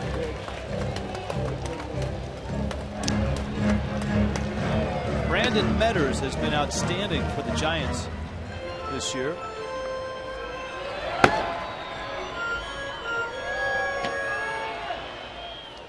Giants bullpen's been pretty solid.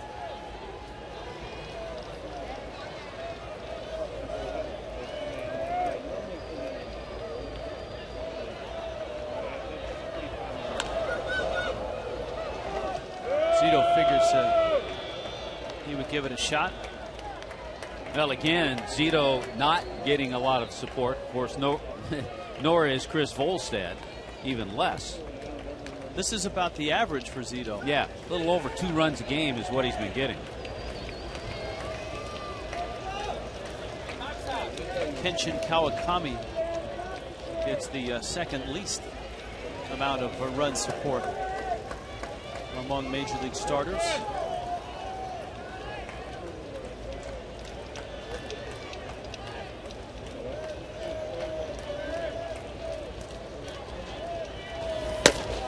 Lost him, and so the Marlins again have the first 2 runners aboard, much like they did in the 4th. Home Depot doing more with defense. Well, here's some Gold Glove caliber defense. Yeah, into left center. Catalanato the victim. Yesterday it was Dave Bush, and tonight another robbery by Cody Ross. The victim, Juan Uribe. Home Depot doing more on defense. And that's amazing. We showed 3 different plays in 3 different directions. One into left center, one to right center, one coming directly in. You know what? Bruce Bochy has seen enough. Zito has a look on his face of amazement. Yeah, he's walked 3, but the last two hitters he faced, he's walked. And Zito can't believe it. I'm surprised too. Zito does not look happy. And quite frankly, I don't blame him. Here's the Maroon called to the bullpen. Who are you going to call?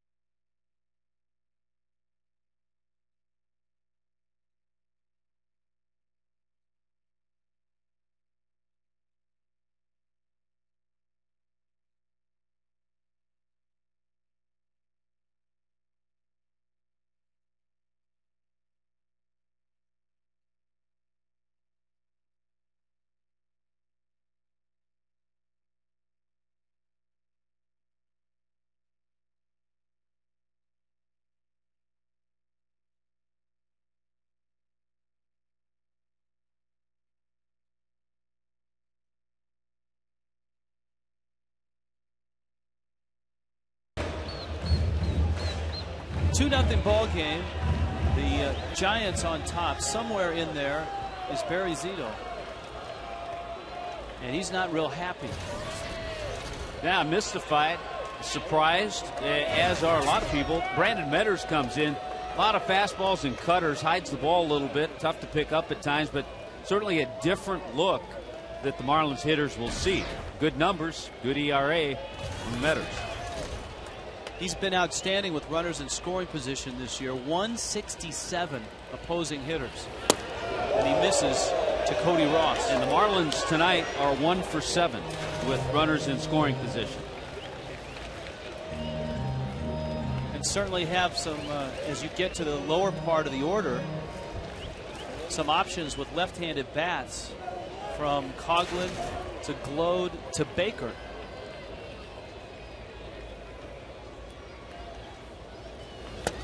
And you can use those bats because no one's warming in that bullpen for the Giants.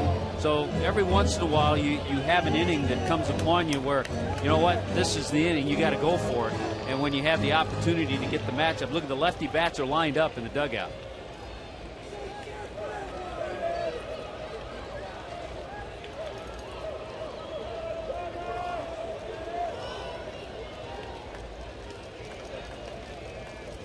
Metters hangs a breaking ball and Ross hits it in the air to center field. Rowan gets around it, and that's going to leave everybody at their base.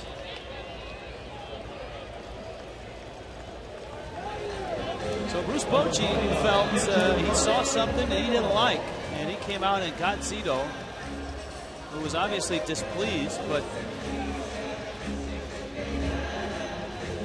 Bochy gets it out, and here is Paulino. We had that situation for a while. He wasn't here long when Brett Hayes was here.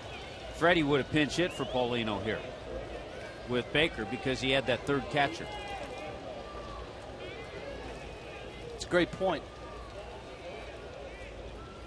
And if this were the 8th or the 9th inning, he would do it.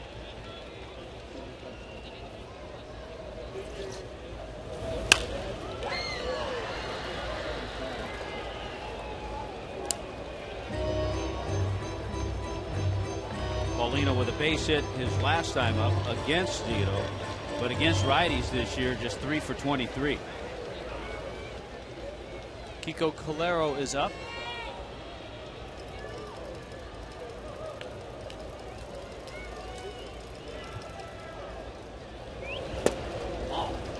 Metters misses inside.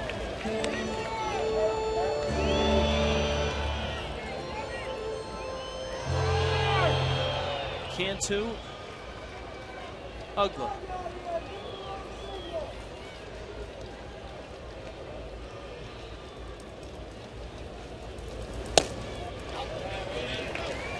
Two and one.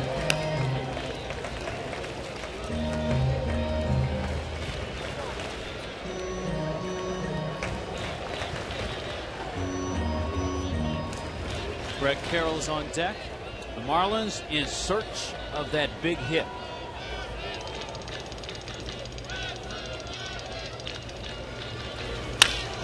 There's one into right field. Wynn has it. Bags loaded. Boy, so similar to the last time that Paulino smacked a base hit into right field. Remember, Cantu was at second. Cantu does not run that well, and the ball was hit sharply, so no chance for him to score, and once again the bases are loaded. And of the left-handed bats we mentioned, we forgot to mention Alejandro De Aza, and it's actually De Aza that comes out with a bat, and he's going to pinch hit. A tough man to double up.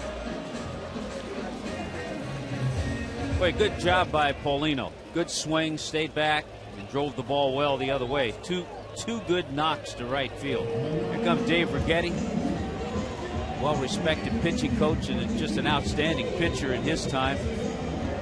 Pitched a no-hitter for the Yankees. Was a Yankee starter and closer. Yeah, he's one of those that made that transition. A two-time All-Star and a long-time pitching coach. This is his 10th season in San Francisco. So that means he's been there for Dusty Baker, Felipe Alou, and Bruce Bochy. I saw Felipe Alou down in the dugout before the ball game. He had been with the Giants up in Washington. Does a little work for them as a special assistant. Of course, lives in the Palm Beach County area. Told me that he checks in on us once in a while. He's a good guy. So De Aza now with the infield back, and the bases filled with Marlins. This is a spot where Metters has been very good this year with runners in scoring position.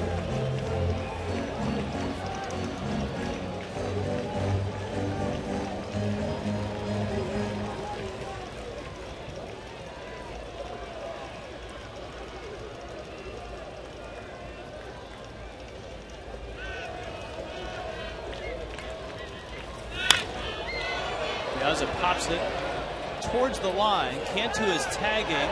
The catch is made. Here comes Cantu. Here comes the throw, and he's in there. And both runners move up.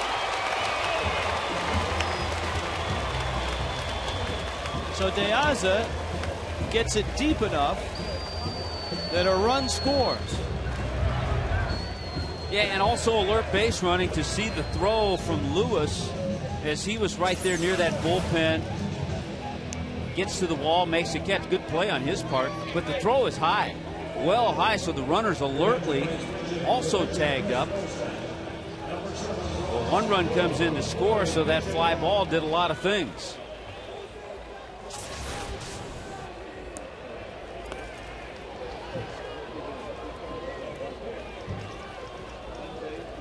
Sac fly, an RBI for De Aza, and now it's up to Ross Glode. Bonifacio is on deck. Glode pinch hits for Volstad.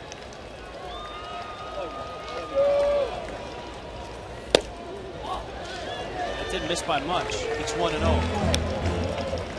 Hey, the tattooed wonder, Justin Miller. Saw Justin in the Giants clubhouse today, a big smile on his face. Said he misses the humidity.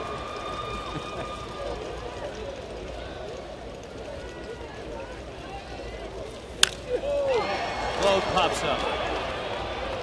Shallow left, Lewis and Uribe, and it's Lewis who makes the catch. The Marlins are on the board, but still a run shy.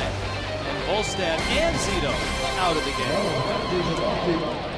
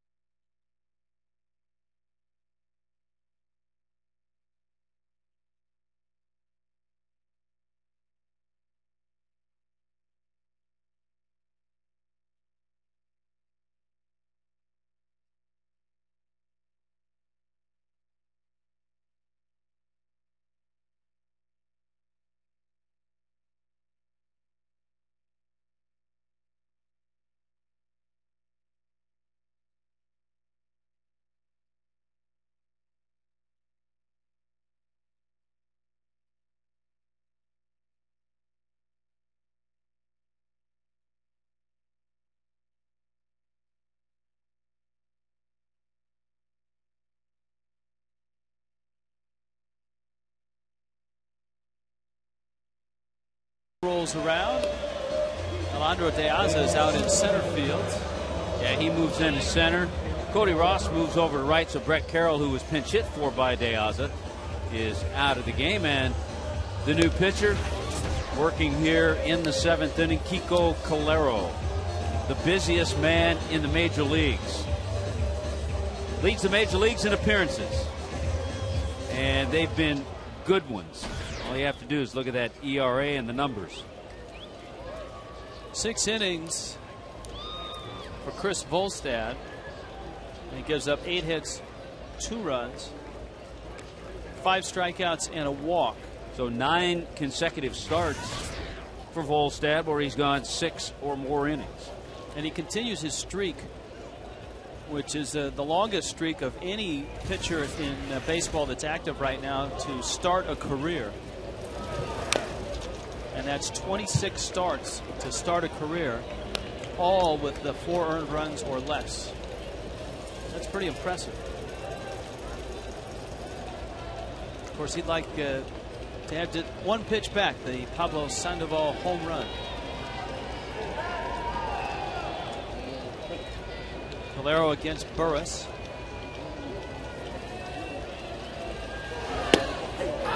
Nate Shearholtz is pulled in on deck.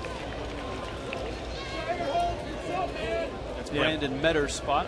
Bruce Bochy has a couple of lefties, Shearholtz and Travis Ishikawa. Switch hitter Torres.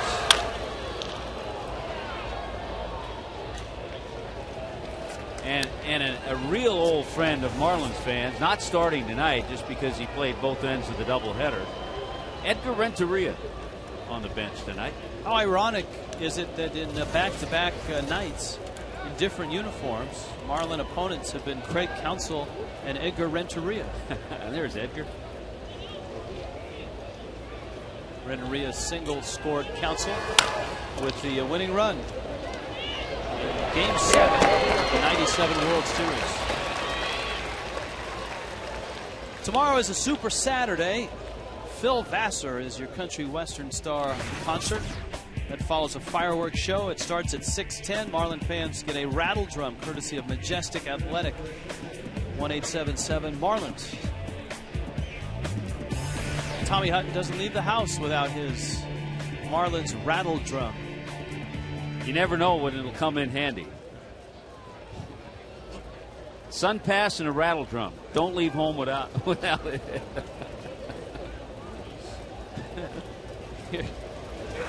Here's Shearholtz, and he takes a breaking ball for a strike.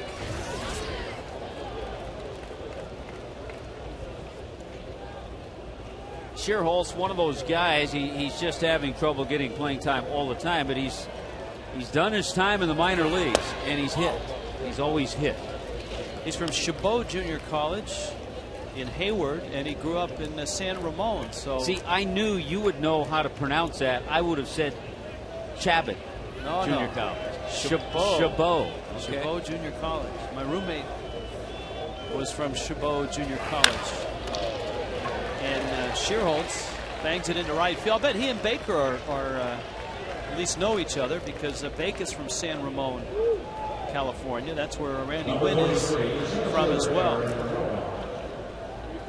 Well, we told you he could hit, and he gets the pinch hit single right there.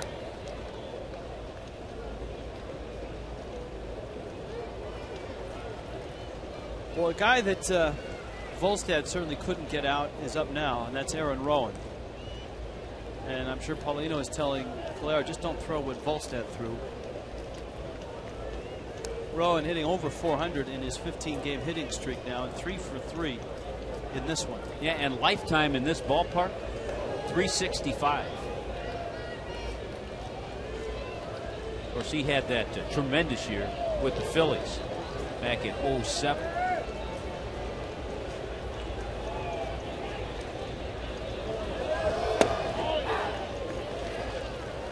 Breaking ball for a strike.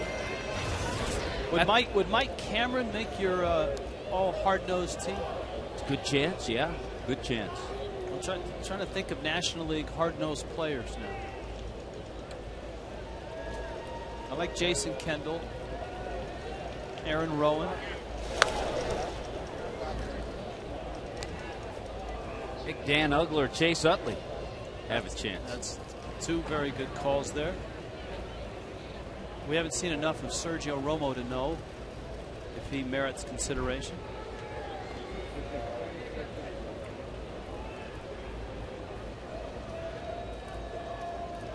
You don't think of pitchers. Oh, that's close. You don't think of pitchers on that all hard-nosed team, but one comes to mind. Dave Bush, after last night. It was just the other night, Kiko Calero picked off a runner. And he almost got Sherholtz there.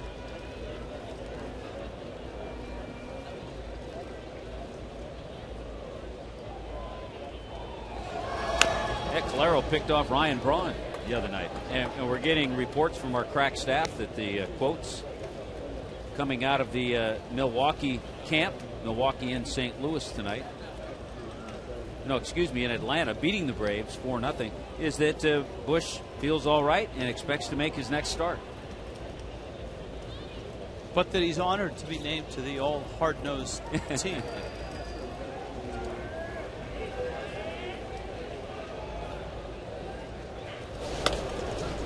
In his prime, and I hate to say in his prime because he's still a young player, but he's really struggled. Might have to throw Dontrell Willis as the pitcher on that hard-nosed team too. Well, slide head first slides, diving over to first base, trying to make plays.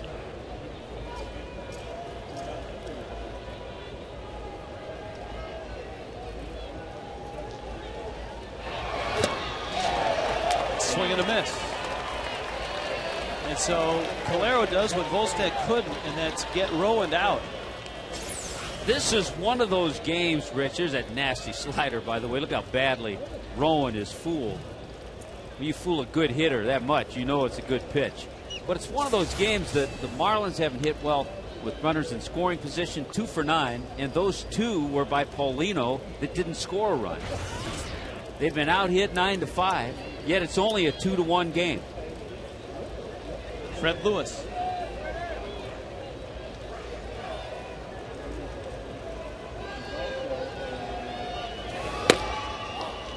You mentioned that Fred Lewis hit for the cycle a couple of years ago.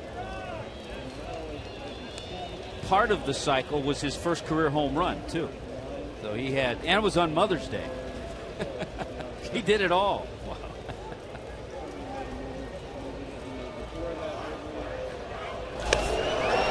Boy, had a chance because leaning and trying to steal was Sherholtz. Roberto Kelly, first base coach of the Giants, very solid major league outfielder in his career, telling Sherholtz not to get picked off because he almost did.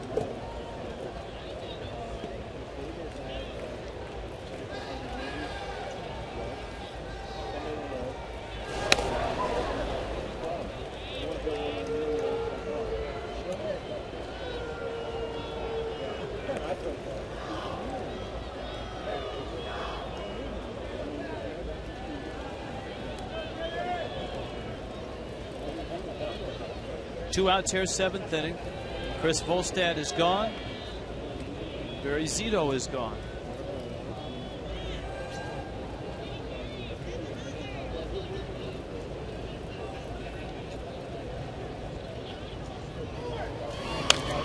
Foul back. Frank, you have a nominee for the hard-nosed team? Well, how about the guy that just got traded, Nate McLouth? Yeah, very good. Very good. You guys consider Ryan Zimmerman hard-nosed? I would go Chipper Jones before I went Zimmerman.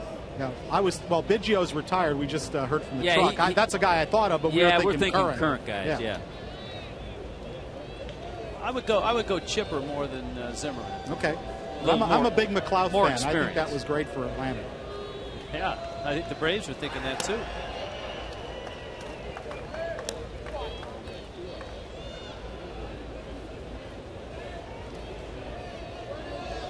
How about Eric Burns?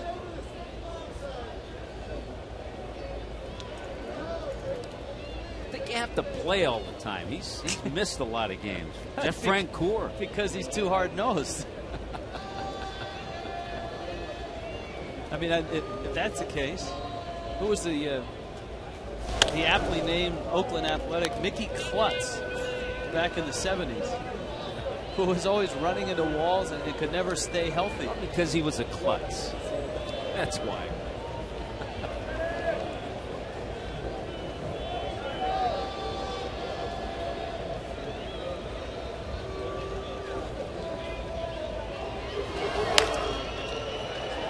Popped up. Hanley makes the catch. And the inning is over. Giants leave that runner Shearholtz out there. Bottom of the 7th, 2-1, San Francisco.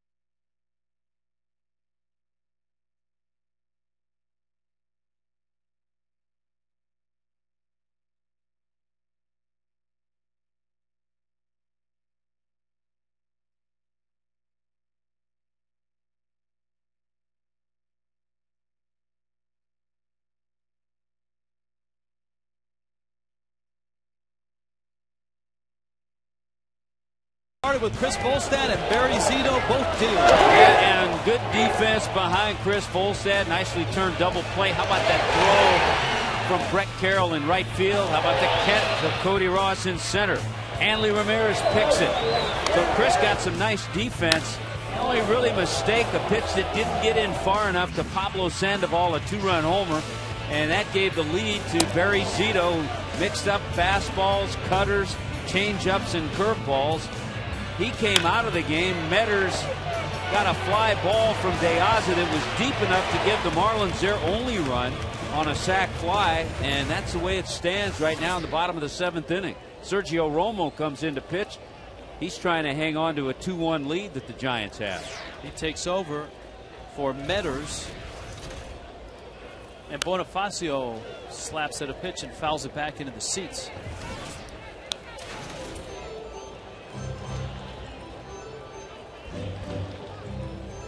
Bonifacio, Hermida, and then Hanley. Zito went the first 5. He came out after he walked 2 in the 6th.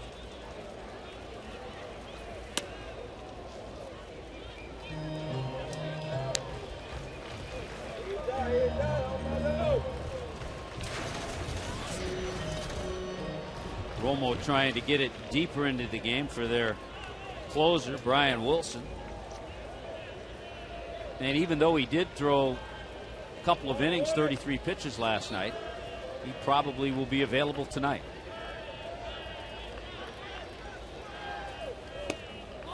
Breaking ball didn't come far enough. Yeah, Shearholtz stays in the game. He's in right field. And Randy Wynn moves over to left field. So Fred Lewis is gone.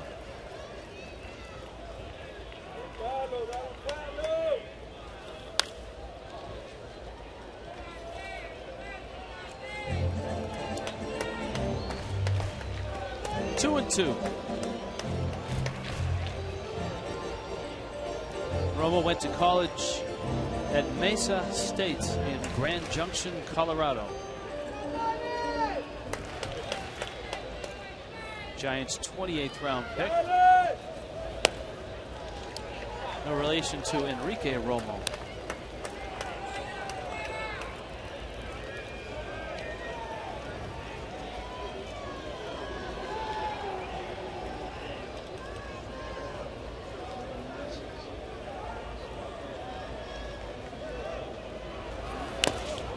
You know, in watching Bonifacio this year and his struggle to become a good leadoff hitter and get on base, that pitch is a great example of where he is struggling. It's when he gets 2 strikes that anything close, he's hacking. That pitch was inside by half a foot at the very least, maybe even a foot inside. And he took a wild swing at it. He doesn't yet have that confidence when he gets 2 strikes on him. And that's, you hear hitters and hitting coaches talk about, don't be afraid to hit with 2 strikes. And don't panic when you get to 2 strikes. That's easier said than done for a young hitter trying to find his way in the big leagues. And that pitch there is a borderline pitch as well.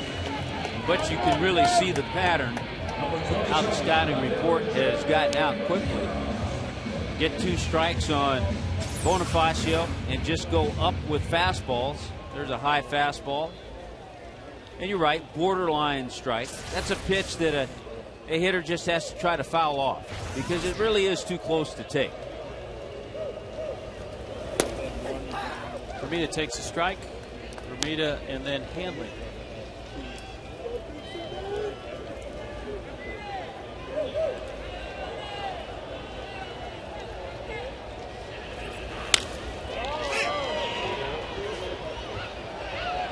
Uribe. 2 quick outs here by Sergio Romo.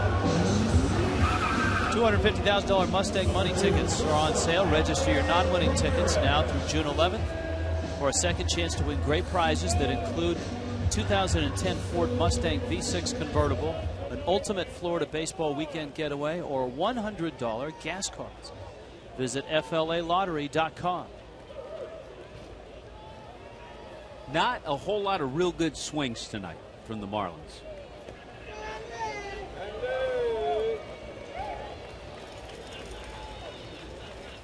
But like I said, it's one of those games where they haven't had good swings. They only have 5 hits. Giants have had a lot of base runners, but they trail by just 1.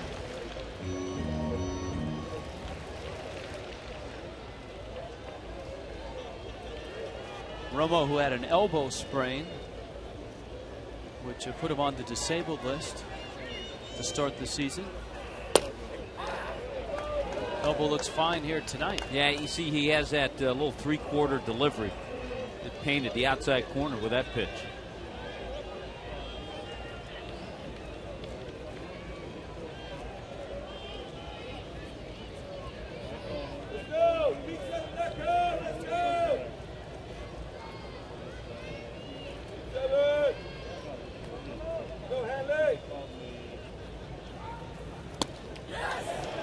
He went, and Romo goes 1, 2, 3 through the fish in the 7th.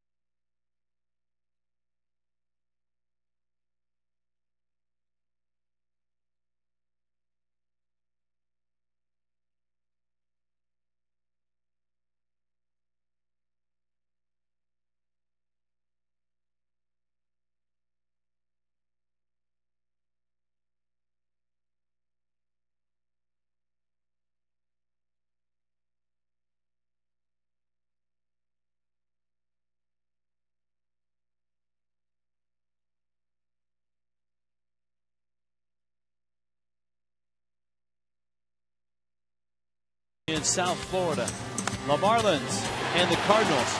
Tuesday and Wednesday, 7 o'clock games. Thursday is a 12:10 start. Look at Tuesday's Miami Herald for the 2 for Tuesday coupon. For tickets, 1-877 Marlins. Well, I'll tell you, Rich, a guy that the Marlins are probably going to see, obviously Albert Pujols, is Chris Carpenter, a complete game win last night against Cincinnati. Carpenter's 4-0 with an 0.71 ERA. I think we have a complete game right there. Well, the 55-minute rain delay did that. Randy Wynn. Brian Sanchez in the ball game.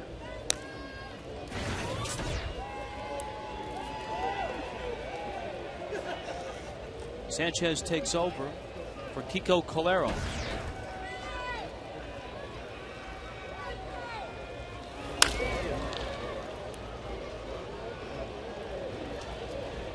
Hermite is there.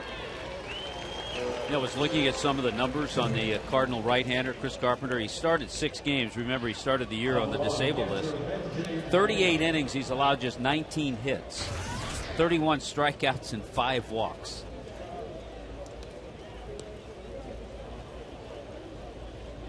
So Tuesday, I would imagine, the Marlins will see Chris Carpenter. I wonder if the Marlins will see Brian Wilson tonight. Giants closer through 33 pitches. The word I got was that he'd probably be ready. In saving Randy Johnson's 300th yesterday.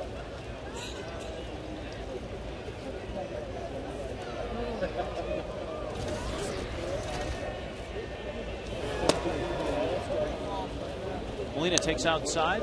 Bruce Bochy has no one else with saves. Randy Johnson is certainly pleased at the efforts of Brian Wilson. There was a point in time in the game on a bases loaded situation when Randy Johnson struck out Adam Dunn. That one into left field. That's a base hit. On a borderline pitch. Dunn took it. It was borderline. Had it been a ball, it would have been a 2-2 tie.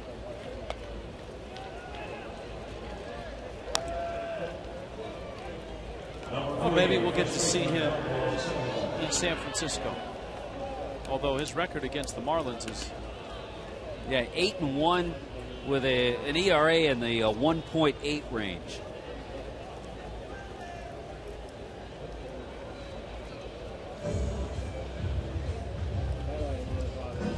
Mark Wiley out to talk to Sanchez. Now kind of reacquainting Brian Sanchez with the scouting report on Sandoval. Sandoval's hit the ball well a couple of times. The home run, the 2-run shot, hit the single well in the second inning. I want to see Sandoval throw left-handed. From what I've read and heard, he can throw just as well left-handed as right-handed.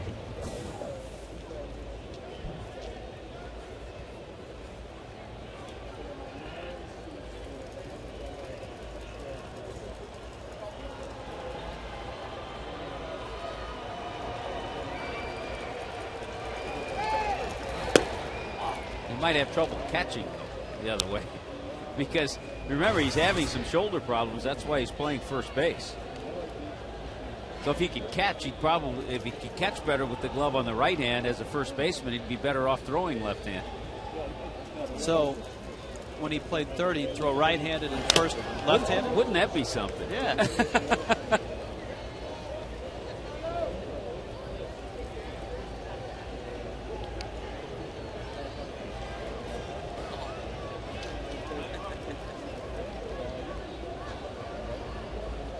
He's not quite Prince Fielder size. You talk about just blowing his way through the minor league system, though, and what he did last year.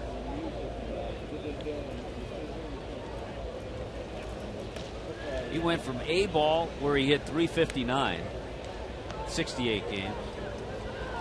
44 games in Double A, he hit .337. Came up to the Giants in 41 games last year. It hit .345.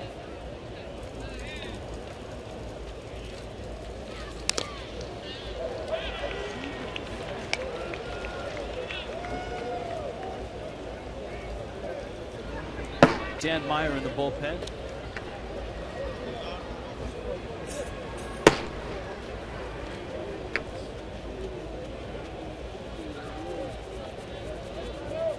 He grew up idolizing all the shortstops in Venezuela.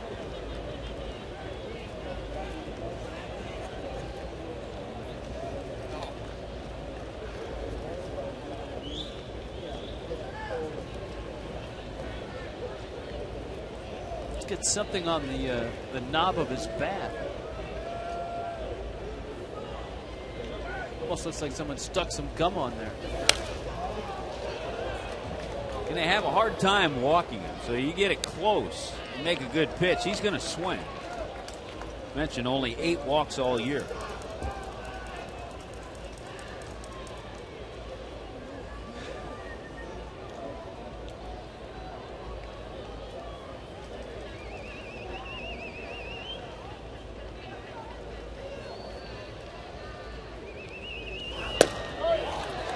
Sanchez thought he had a strike. And it's 2-2. It's rare that Sandoval would take a pitch this close, but it was probably off the plate.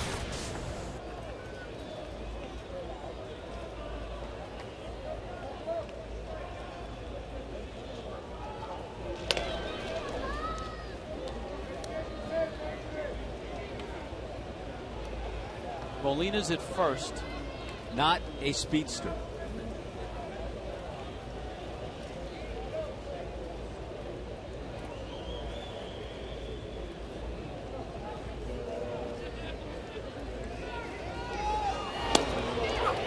Got him. That big uppercut swing. Good sinker from Brian Sanchez to get Sandoval, and you see how he chased that pitch. It was out of the zone, but it's a good pitch.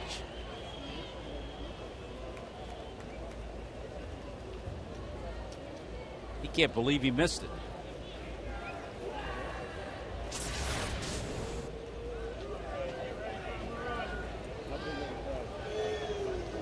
Here is Juan Uribe. He didn't miss that. De Aza started in, now goes back, and it's over his head, and it goes to the wall. Remember, Molina's the runner. And he's getting to third, and he's got the parachute out. He pulls the chute right about third base. And that's the only reason the Giants don't have their third run. Juan Uribe finally hit a ball they didn't get robbed on. Cody Ross has robbed him, high fastball. Hanley's robbed him. And there goes Molina. That's full speed. That's full tilt. All those years of catching, taking its toll on the 34-year-old. That's really slow. That may be the slowest we've seen. We will never say anything against Ronnie Paulino's running. Ever again. Ever again.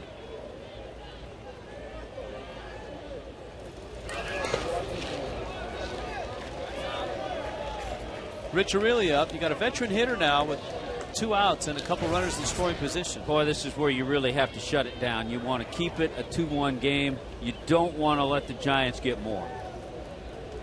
But you're right, a tough out up there in Aurelia.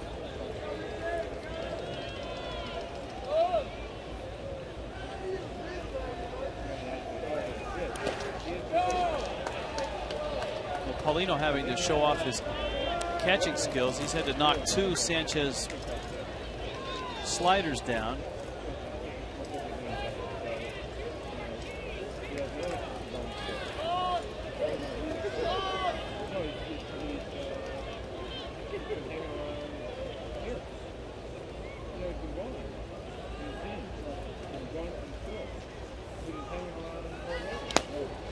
That's 3 in a row. Yeah, 3 sliders missed badly.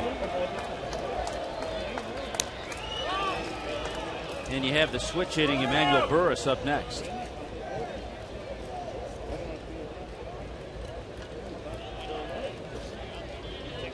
And now the choice is put Aurelia on, go after Burris.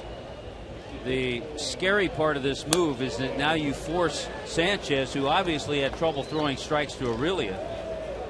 He has to throw strikes to Burris. If it's Sanchez that faces Burris, because Freddie is out. Well, the interesting story, I know Freddie has the numbers, but Burris hitting .410 against lefties and .234 against righties. So you're actually putting him over on his strong side. So Sanchez unable to throw strikes, gets the hook here as the Marooney calls to the bullpen. When you need a car, truck or van, who you gonna call? Marooney!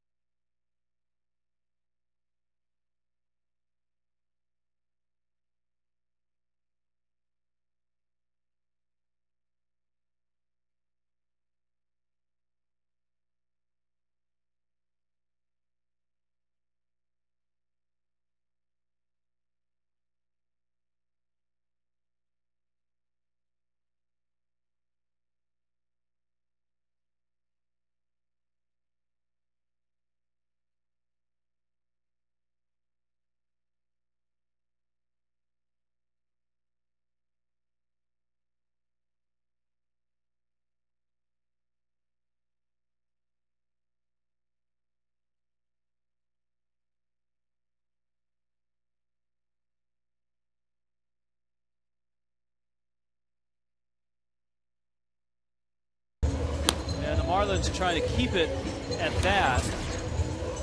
And so Sanchez gives way to Dan Meyer. Well, it was last we saw Dan Meyer coming into the game last night. And unfortunately, his pitch to Prince Fielder was a fastball out over the plate. A 2-run shot for Fielder. His 4th home run against the Marlins this year. And that made it a 4-3 game. It made it a close ball game, but the Marlins hung on and won. Now with this move, and I think Freddie just didn't like the control issues that Sanchez was having. But bringing in the lefty, he puts Burris on his strong side, the right side.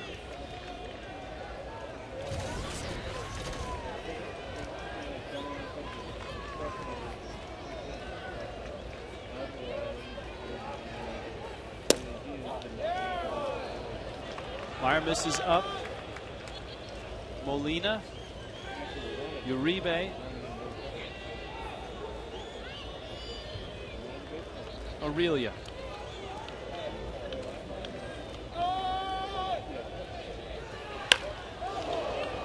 To left. Hermida. So Meyer gets the out. It's still a 1-run game.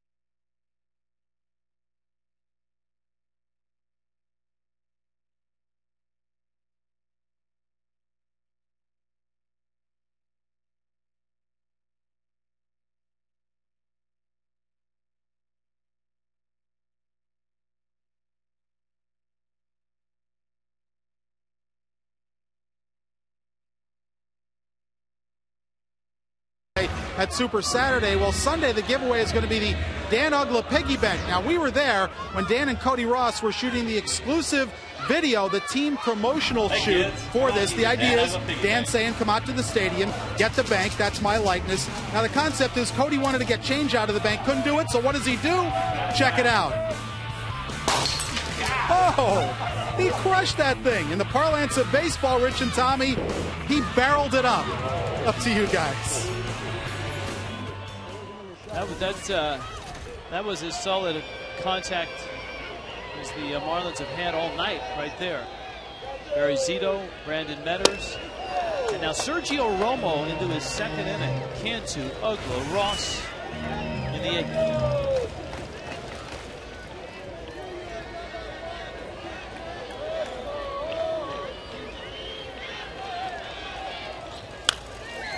And Cantu pops it up. Molina. Sergio Romo has retired all 4 that he's faced. Time for the stay in the game hold of the day, brought to you by Just for Men Hair Color.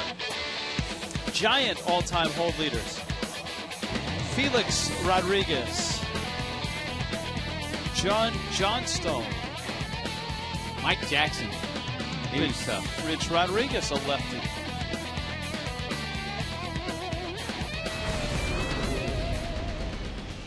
Now Dan Uggla against Romo.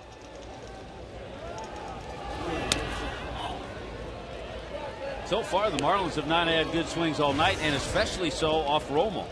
He's come in, gotten a couple of pop flies and a couple of strikeouts.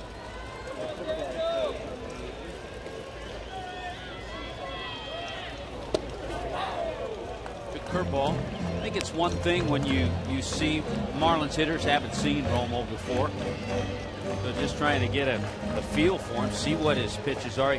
You know what his pitches are from the scouting reports, but until you step in, you're not sure how they go, if they're flat sliders, frisbee sliders, down and away sliders, when he throws them.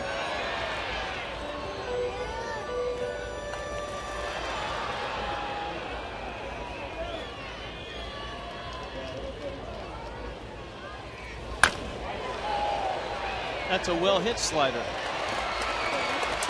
Uggla's second hit. He's 2 for 3. He got it on the end of the bat, but just enough to drop it in front of Randy Wynn, the left fielder. Jeremy Affeldt, longtime Kansas City Royal.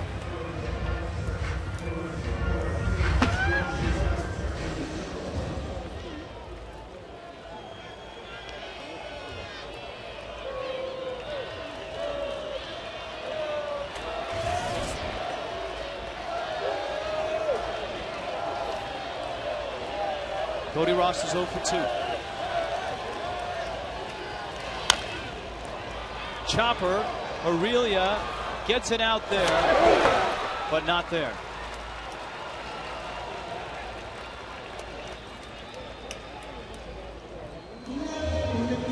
Now we saw Romo throw all those sliders away, and all of a sudden he runs his fastball in on Cody. Look at this.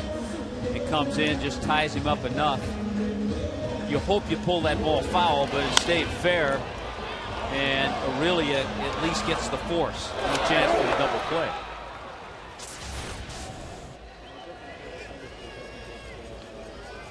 Two outs, Paulino with Ross at first.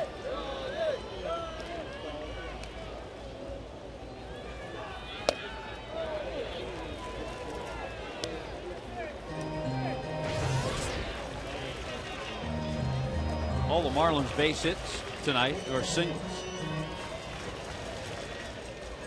And Paulino has 2 of them. Uggla has 2 more.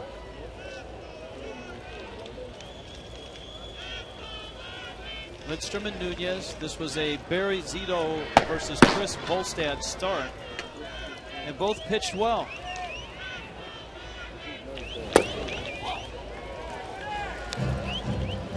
Volstad would go 6. Zito lasted 5.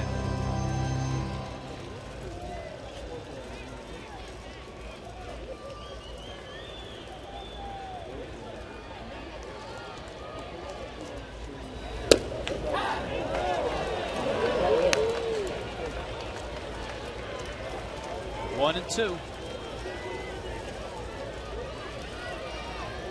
Giants bullpen has been good. Their rotation has been super. They haven't scored a lot of runs or hit many homers, but they're still 2 games over the 500 mark, second place in the West. I remember there was a lot of speculation before Manny Ramirez signed with the Dodgers. The Giants certainly were players in that. And with the offense that they have, to put in a Manny Ramirez with their pitching, that would have made them possibly a favorite in that Western Division. There's been a lot of talk in the last 2 weeks that the Giants have been looking to add a bat. In fact, Dan Uggla's name attached to many of those trade rumors. Nick Johnson, Hank Blaylock. I think I saw Corey Hart's name on one of those lists. Struck him out. Paulino goes down. Sergio Romo, 2 scoreless innings.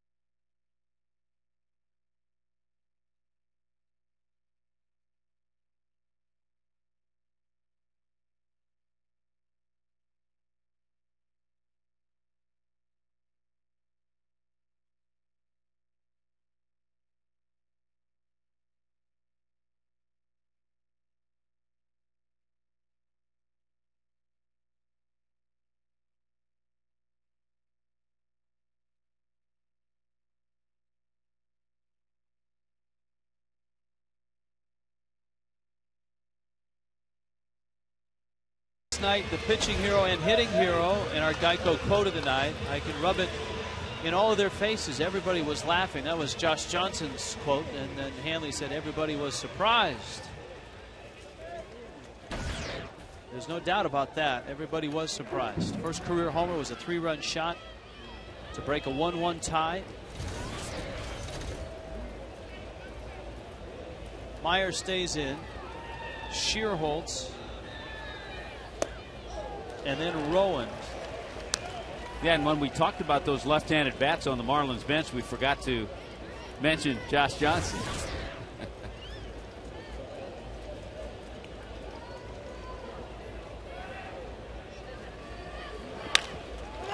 Ground ball. Cantu over. Steps on the bag.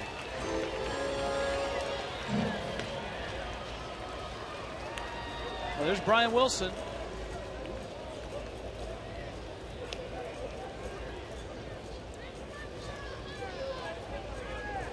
Freddie's on his way out. He's going to make a change.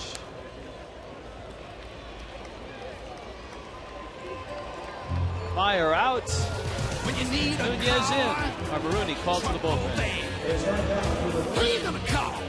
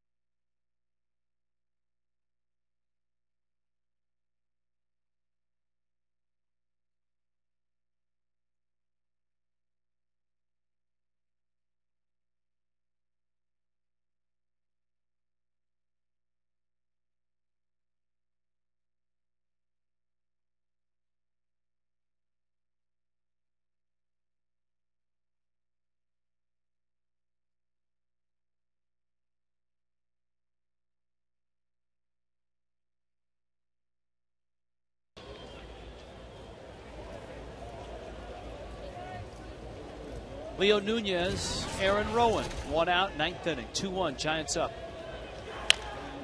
Rowan goes after the first pitch. He's 3 for 4.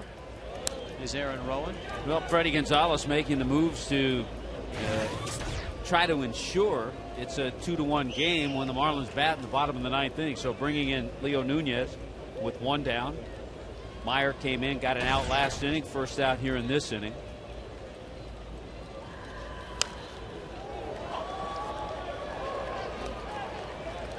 Rowan fouls that one back. Aaron Rowan out of Cal State Fullerton.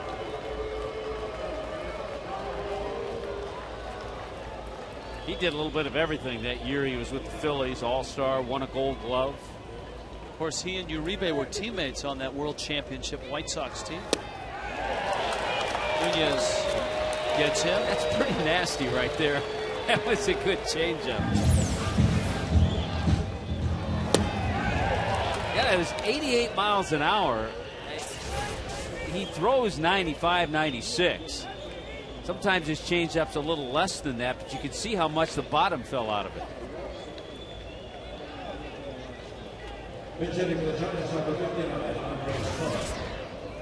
Andres Torres will replace Ishikawa, who was on deck. Ishikawa was not announced.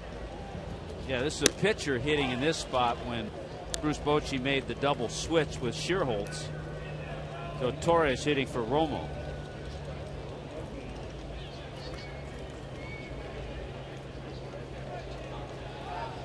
Romo was almost untouchable.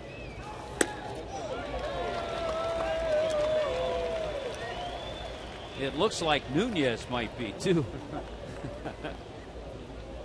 Andres Torres out of Puerto Rico, a longtime minor league player.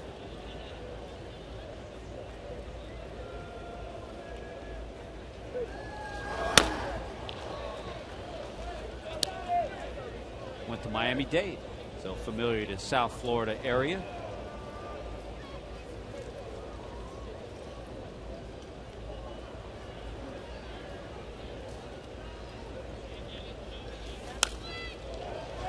Torres fighting that one off. In the National League East tonight, the Mets in extra innings beat the Nationals 3-1. Braves were shut out by Giovanni Gallardo for 8 innings. 4-0 the final. Milwaukee wins.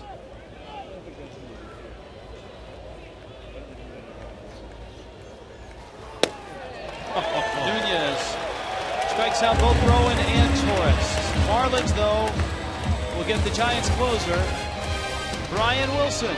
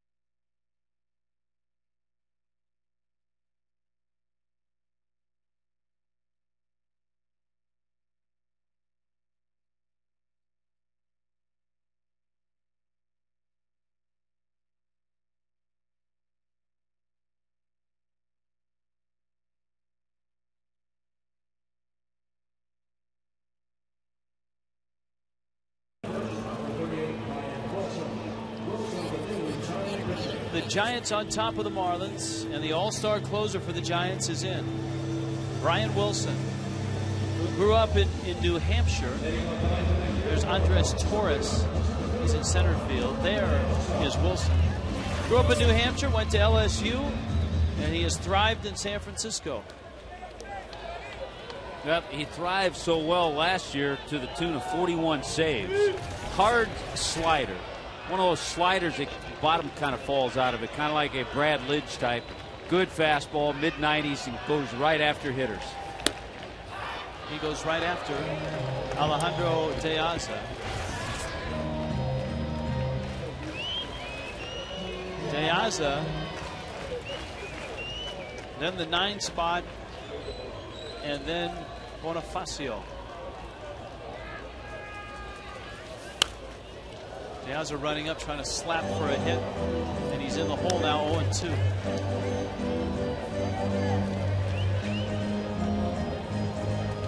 Coughlin on deck.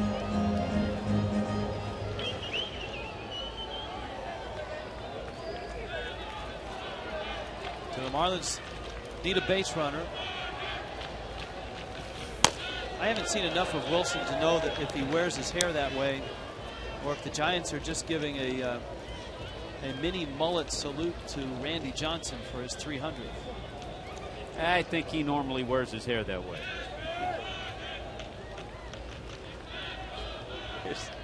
Here's the 1-2. It's in memory of Rod Beck. The late Rod Beck.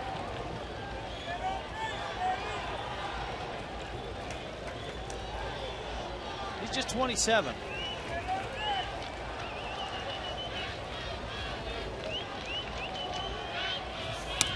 Now last year he had a streak of 24 consecutive saves that the Marlins snapped, and the guy that snapped it was John Baker with a 3-run pinch hit homer. Well, he's got ahead now. He's missed badly with the last few fastballs. You know he's going to throw another fastball to De Aza here. Great speed at the plate. That's outside, and he's aboard. Good job by Alejandro De Aza.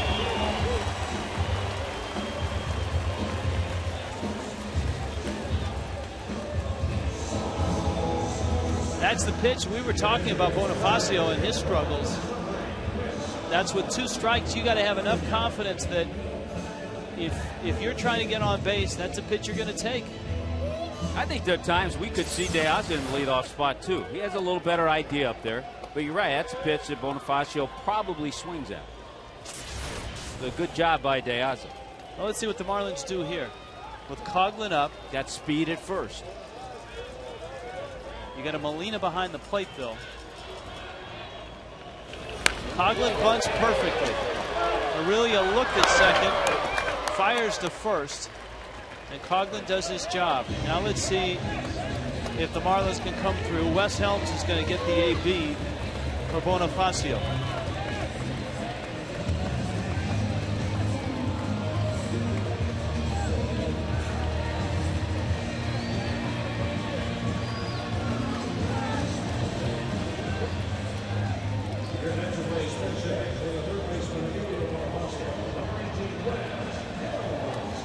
Boy, this is a beautiful execution by Chris Coughlin on this sacrifice bunt.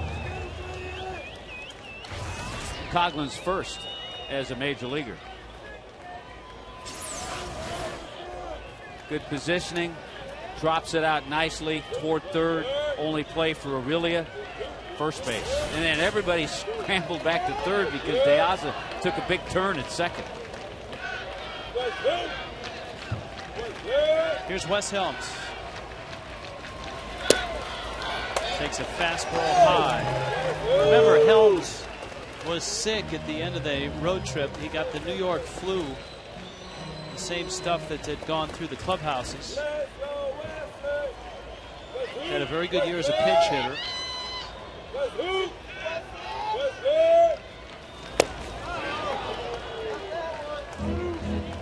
He had an at bat on Tuesday night. That's about it. So he's working on just one AB over the past week. Yeah, I think the feeling certainly with Freddie is that the fastball would overmatch Bonifacio. Wes Helms a better hitter in these situations.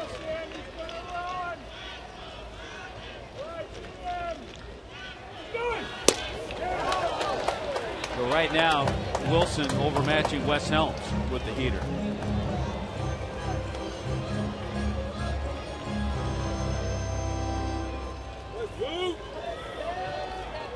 One and two.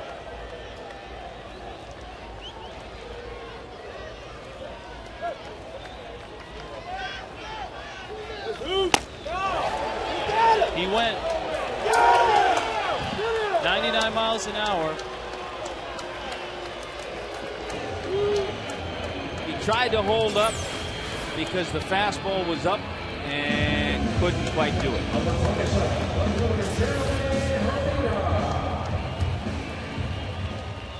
So it's down to Hermida. Excellent speed at second.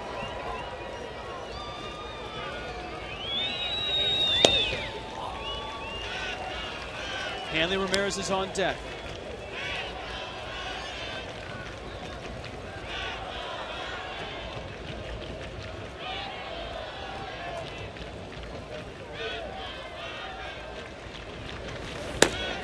That's out, and it's 2-0.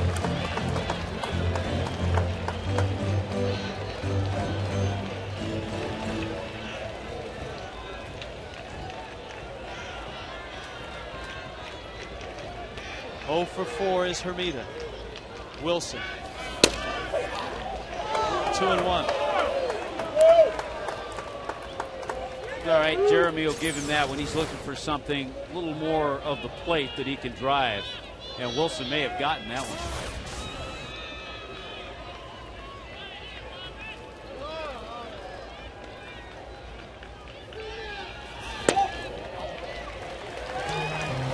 Three and one. Pretty good chance to get a fastball here. You can see he's really tried to stay away with everything.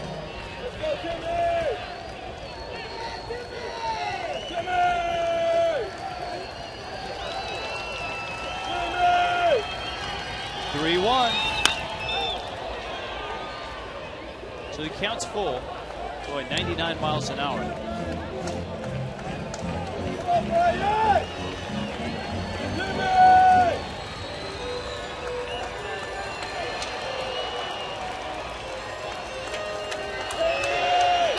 You would think he's going to go with his best here as well.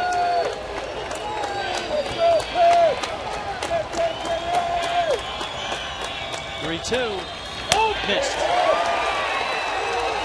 Hamley now with a couple on and 2 outs.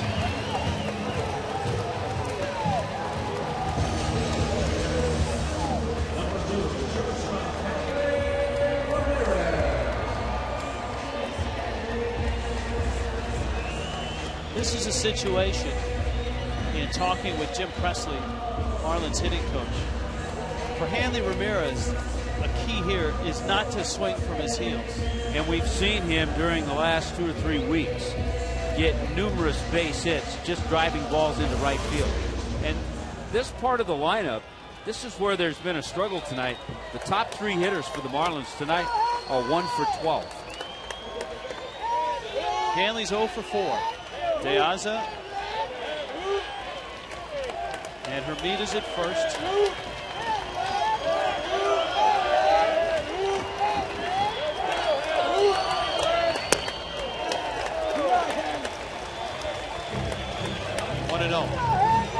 Runners in scoring position. Hanley, one of the best. That's been a great departure from last year.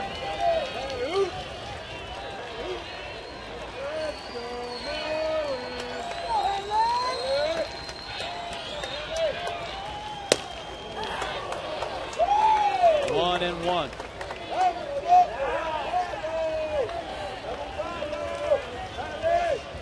Remember, Wilson threw 33 pitches yesterday in saving the Randy Johnson game. This will be his 20th pitch of this inning.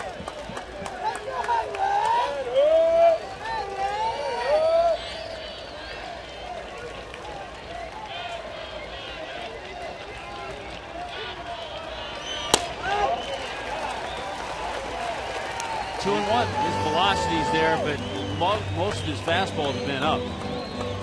And he hasn't thrown many sliders. He's tried a few, but not many.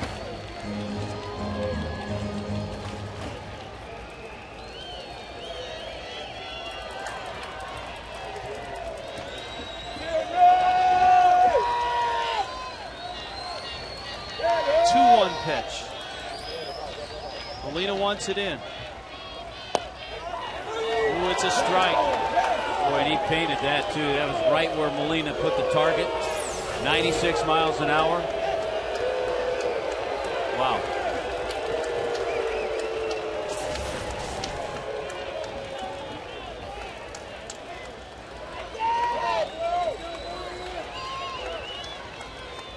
The target's been in on Hanley during this at bat. 2-2. 2 outs, 9th inning. Broken bat, foul ball.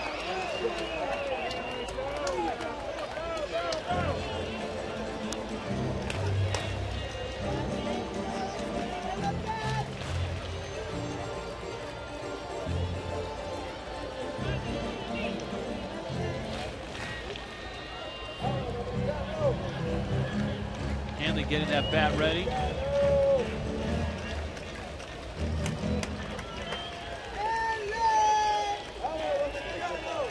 Brian Wilson, the Giants closer, is trying to shut the door on the fish with 2 on and 2 out in the 9th. Hanley Ramirez waiting on a 2-2 pitch.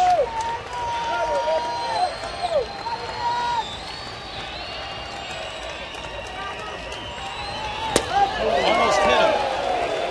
It's 3-2. You can really see Molina jump inside.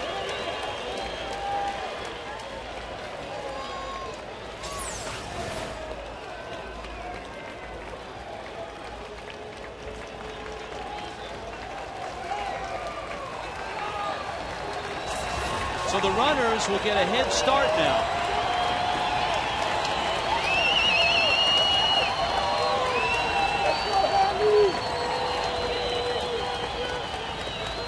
There they go, the 3-2.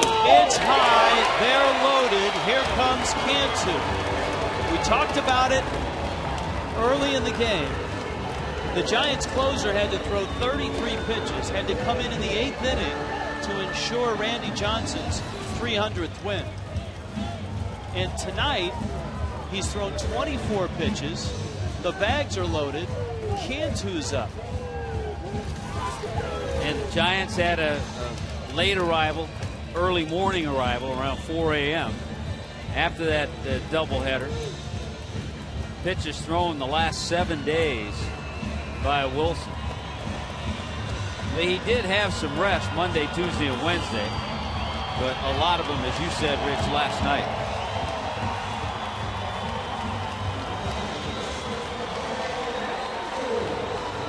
So here is Cantu. He's 0 for 2. Tying run at 3rd. The winner is at 2nd. Now you don't need the long ball, just a base hit.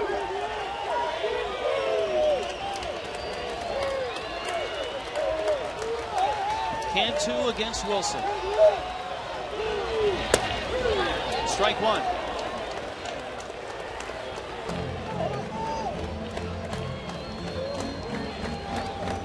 Those 2 hits with runners in scoring position, they did not produce a run.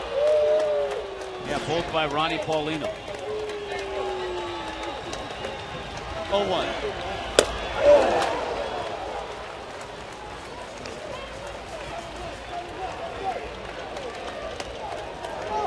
De Aza,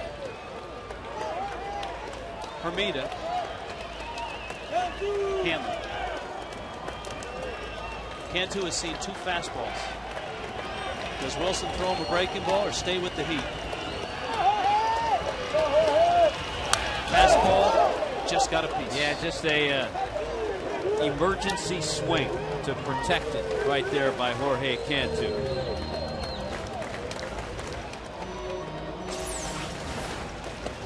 I don't think all the work last night has taken anything off of Wilson's fastball. No.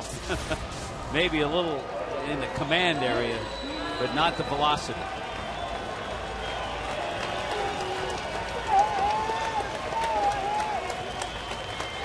0-2 coming. Cantu hits it in the air to right field, down the line, long run. Shearholtz is over, and he's out of room.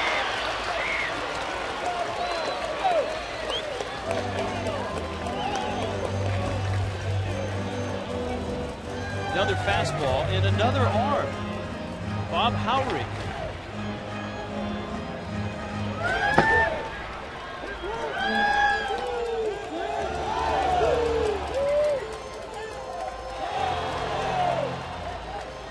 So 4 fastballs in the upper 90s for Cantu.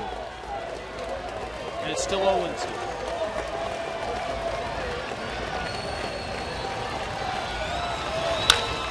Ground ball in the hole at short. Uribe in time, and the Giants win it. Wilson throws 29 pitches and saves this ball game by the narrowest of